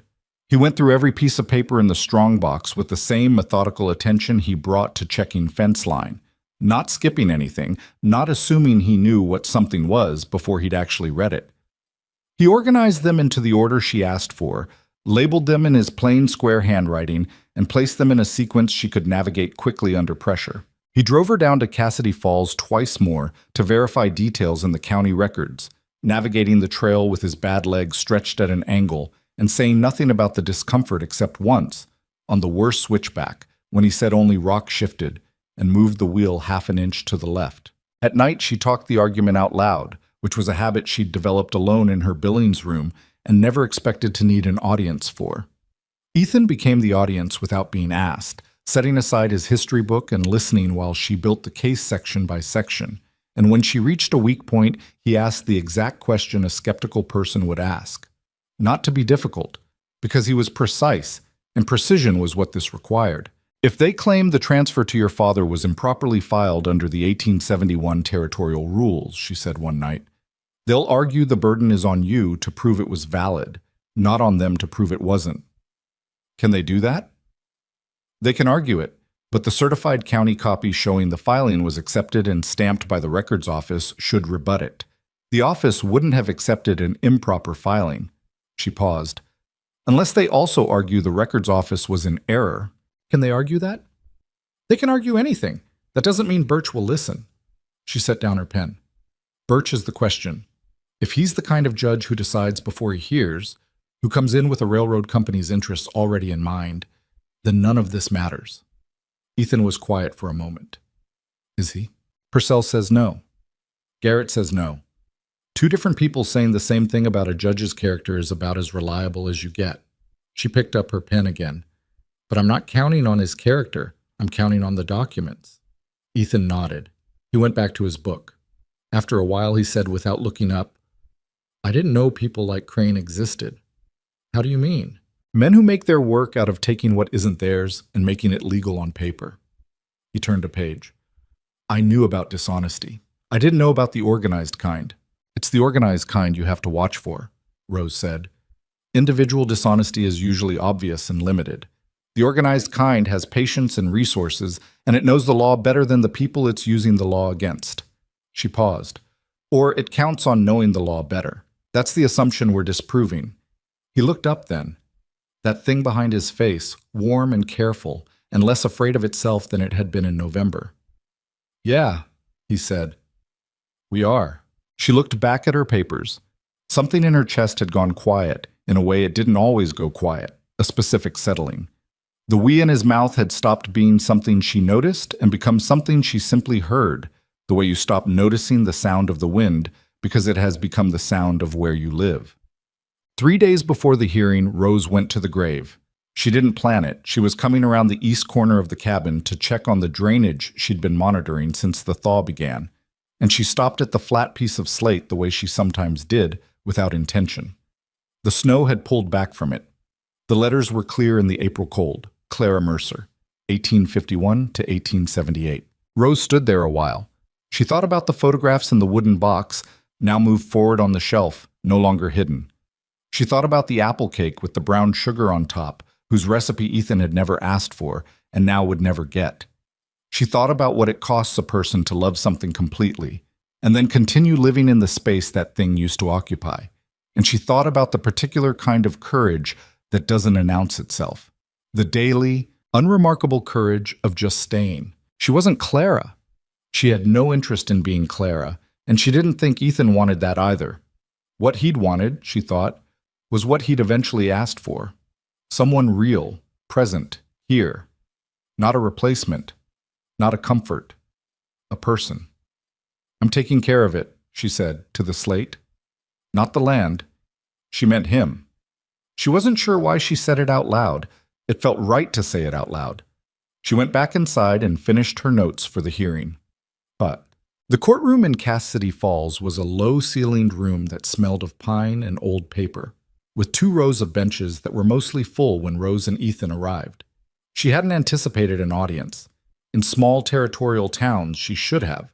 A railroad company and a mountain rancher was the kind of drama people set aside morning work for, and word had apparently traveled efficiently. She recognized Garrett in the 3rd row. He gave her a small nod that meant nothing in particular and possibly everything. Continental and Pacific had sent 3 men, not Garfield, who had apparently decided this was below his personal attendance, which told her either he was confident or he was distancing himself from a bad outcome. But Crane and 2 attorneys from Helena, who had the particular polished look of men paid well to appear unworried.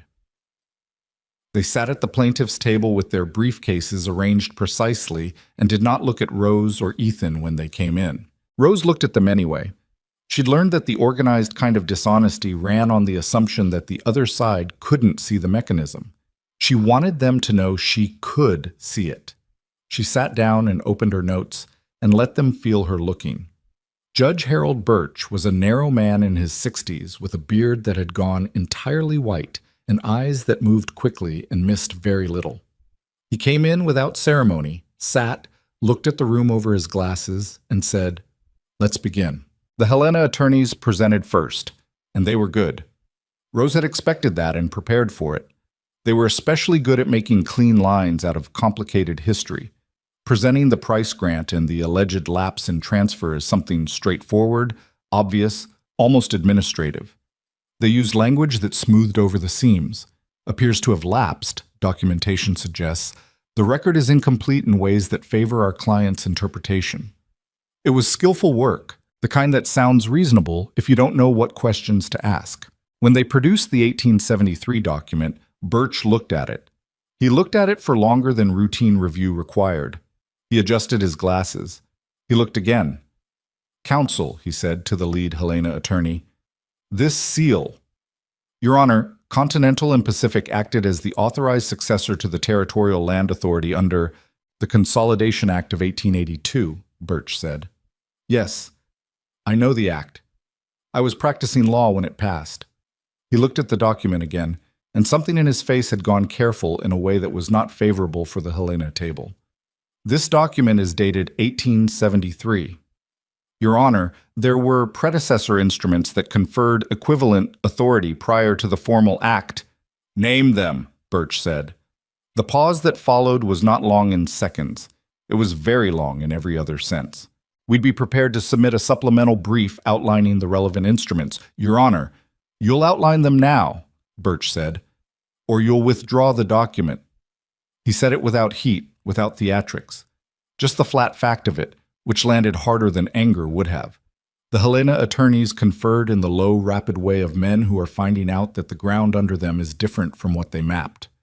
Crane, in the gallery, had gone still. Rose let the silence hold. She had learned in the winter that not every silence needed to be filled. "Your Honor," she said, and stood. Birch looked at her.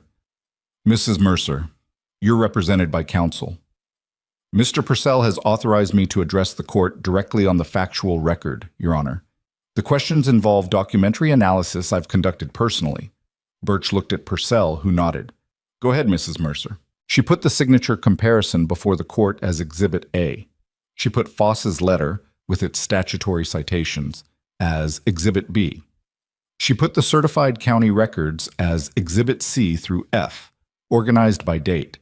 Then she stood at the respondent's table and walked Birch through it in the order she'd rehearsed for 3 weeks, beginning with the Consolidation Act's specific passage date and the provision on successor authority, citing the statute numbers in the flat, clear way she'd heard Foss speak in his billings office when he was explaining something to a difficult client, not performing, just stating. Then she said, "Continental and Pacific has represented that a witness exists, a former land office clerk prepared to testify to the authenticity of the 1873 document. We'd ask that the witness be called." Birch looked at the Helena table. "Counsel?" Another conference, longer than the first. Crane shifted in the gallery. The lead attorney stood. "Our witness has indicated he is unable to attend today's proceeding. We would request a continuance." "Unable or unwilling?" Birch asked. The attorney's jaw tightened in a way he couldn't control. "We would request a continuance to secure his attendance, Your Honor." Birch picked up the 1873 document again. He held it up slightly and looked at the authentication signature in the lower left of page 2. "Thomas Wardell," he said, "signed his name in a way I know from personal familiarity. I filed documents in this territory for 4 years before I practiced law. Wardell was a meticulous man." He set the document down. "This is not Thomas Wardell's signature. I don't require an expert to tell me that." He looked at the Helena table, and then at the document, and then at the Helena table again.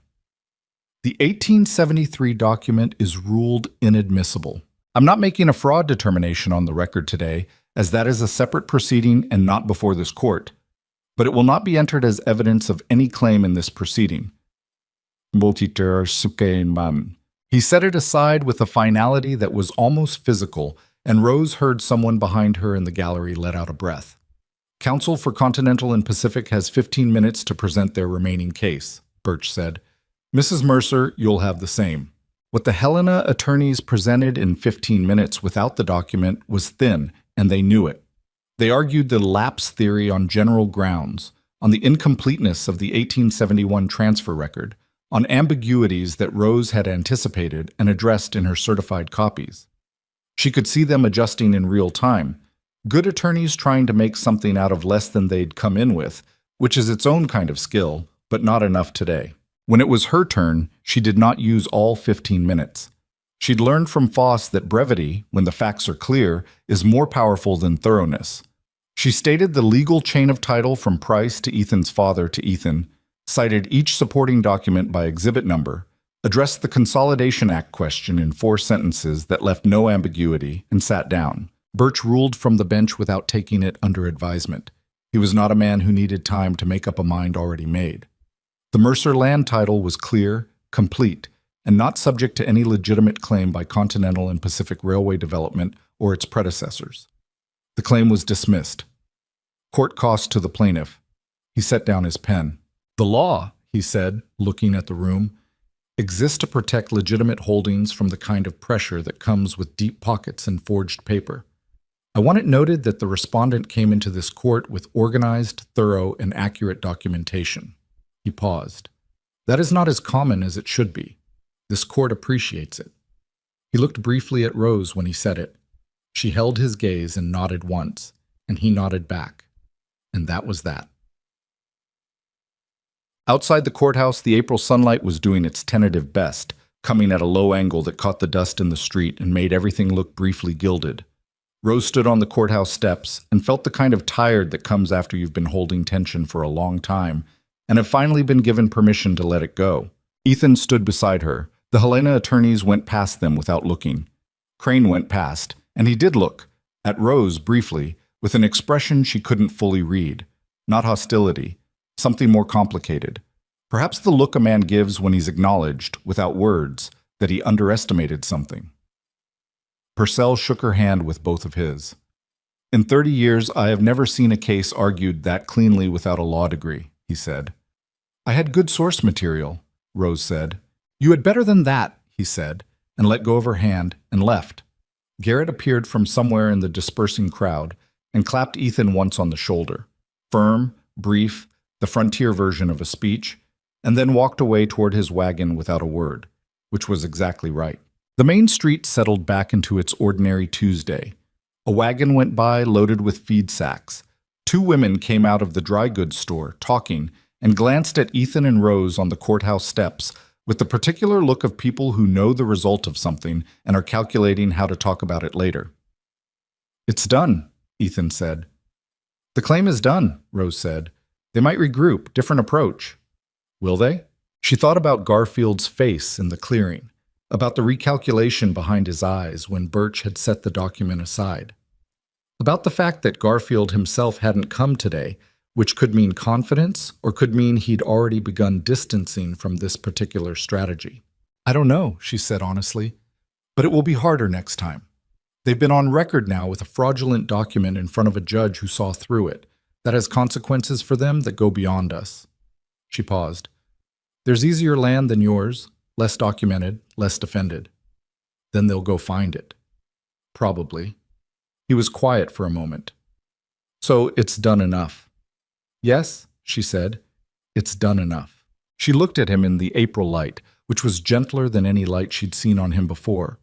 The harsh winter whites were gone, and this was something softer, more revealing.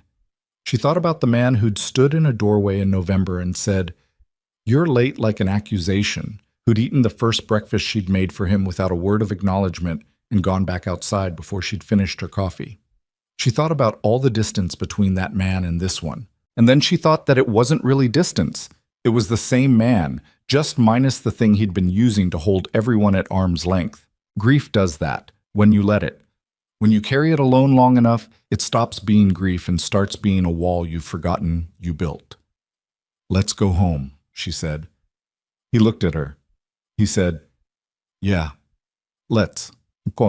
They drove back up the mountain in the late afternoon, Ethan handling the wagon with the particular focus of a man who knows this road in every condition. The trail was different in April.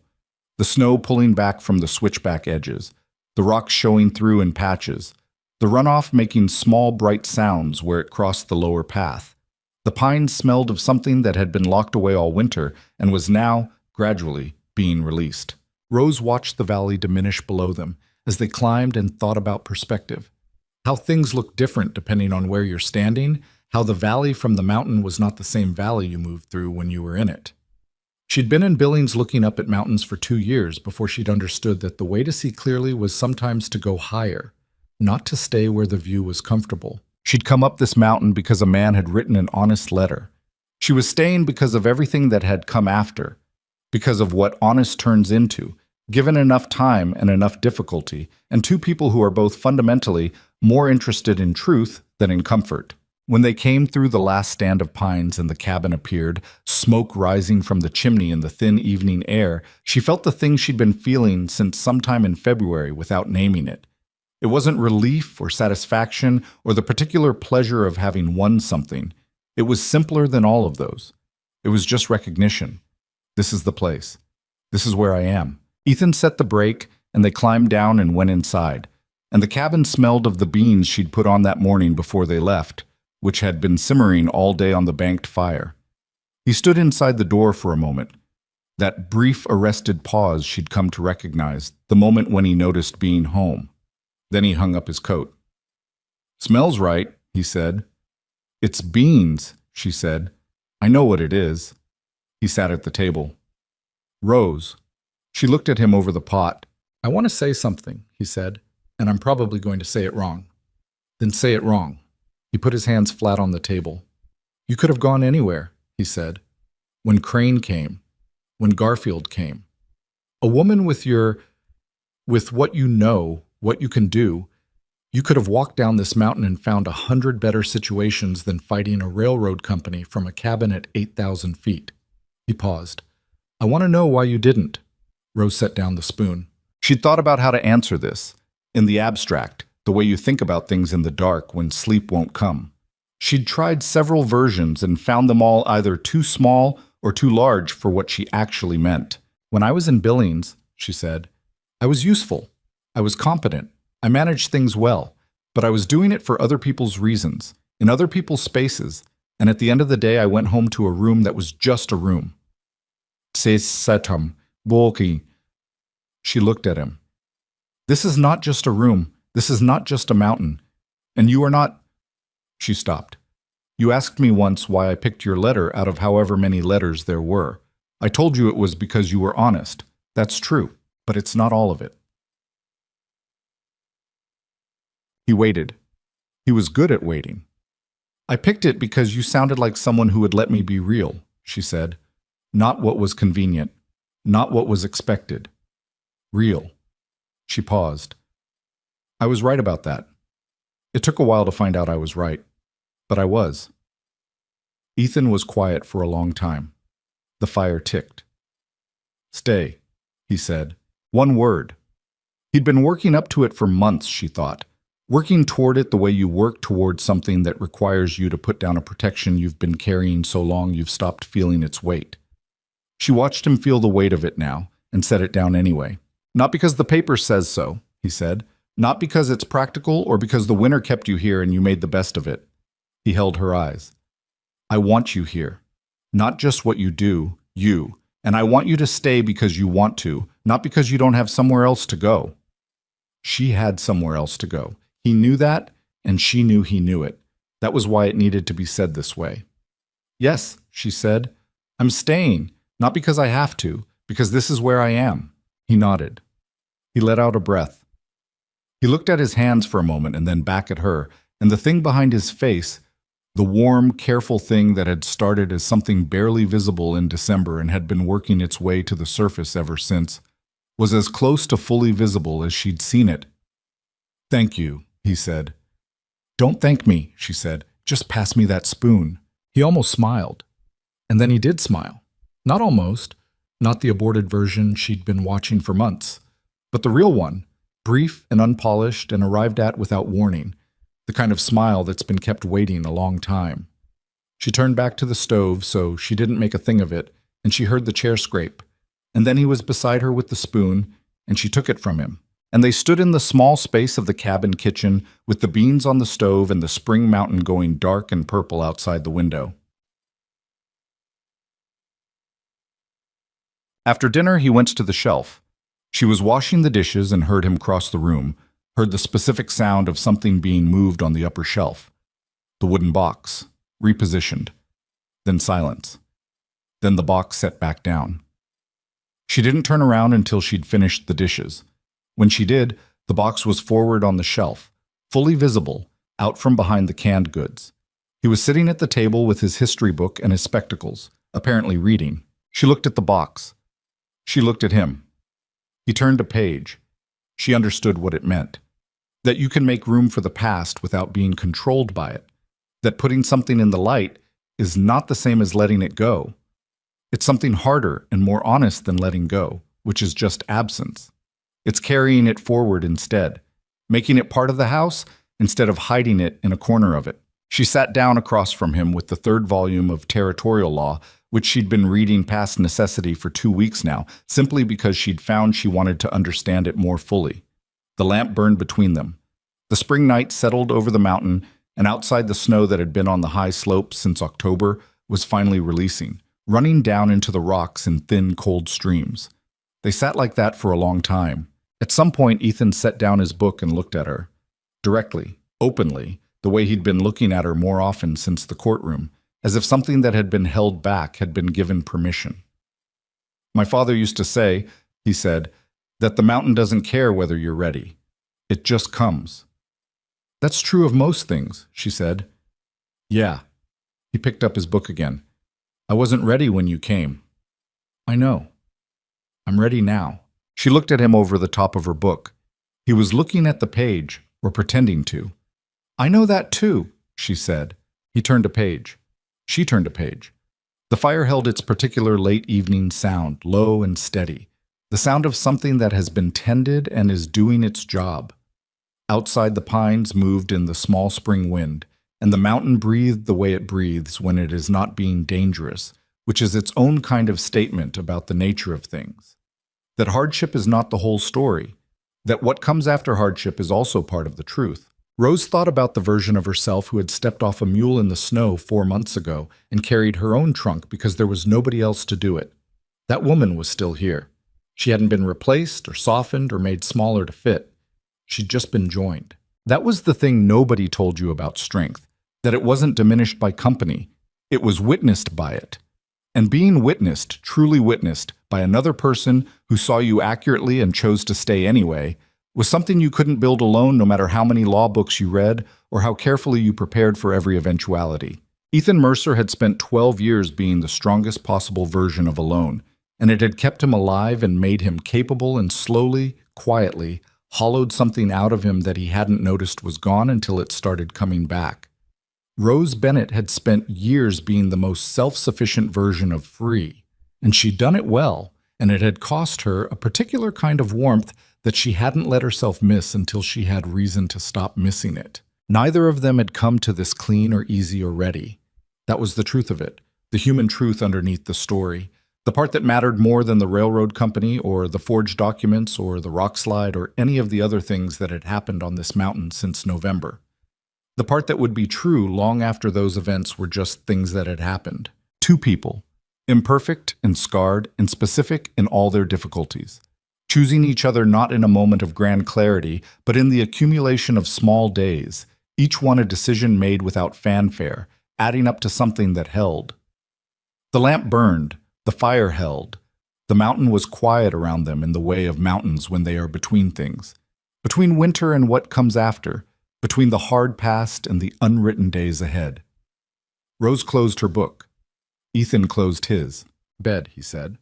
"In a minute," she said. She sat with the last of the lamplight and listened to the mountain and thought about spring, about what would need doing when the ground thawed, about the fence on the north side and the drainage and the 62 cattle that had made it through the winter and the hen in the lean-to who had been a bad-tempered miracle throughout.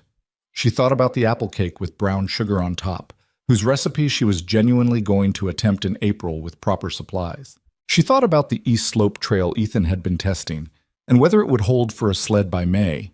Practical thoughts. Rooted thoughts. The thoughts of a person who is not passing through somewhere but living in it. She blew out the lamp. In the darkness, the cabin was warm and known around her, every creak of it familiar, every cold draft predictable. The whole geography of it mapped in her body the way places get mapped when you've lived in them through hard seasons. She stood for a moment in the dark and listened. The mountain breathed. Somewhere below, the snow melt ran in the dark over cold rocks, finding its way down. Somewhere in the lean-to, the hen was an unreasonable ball of feathers, doing her stubborn best. The flat piece of slate between the two young pines held its name to the dark without apology, part of the place now, part of the ground. And inside the cabin that had been a fortress for 12 years and was now, with the second coat on the second peg and the law books on the shelf and the strongbox full of documents that had held against everything, a home, two people were finding their way to rest. That was enough. That was, in the end, everything that mattered. Not the winning, though they had won. Not the survival, though they had survived. But this, the ordinary, unremarkable, irreplaceable this, the lamp out, the fire held, the morning coming, together.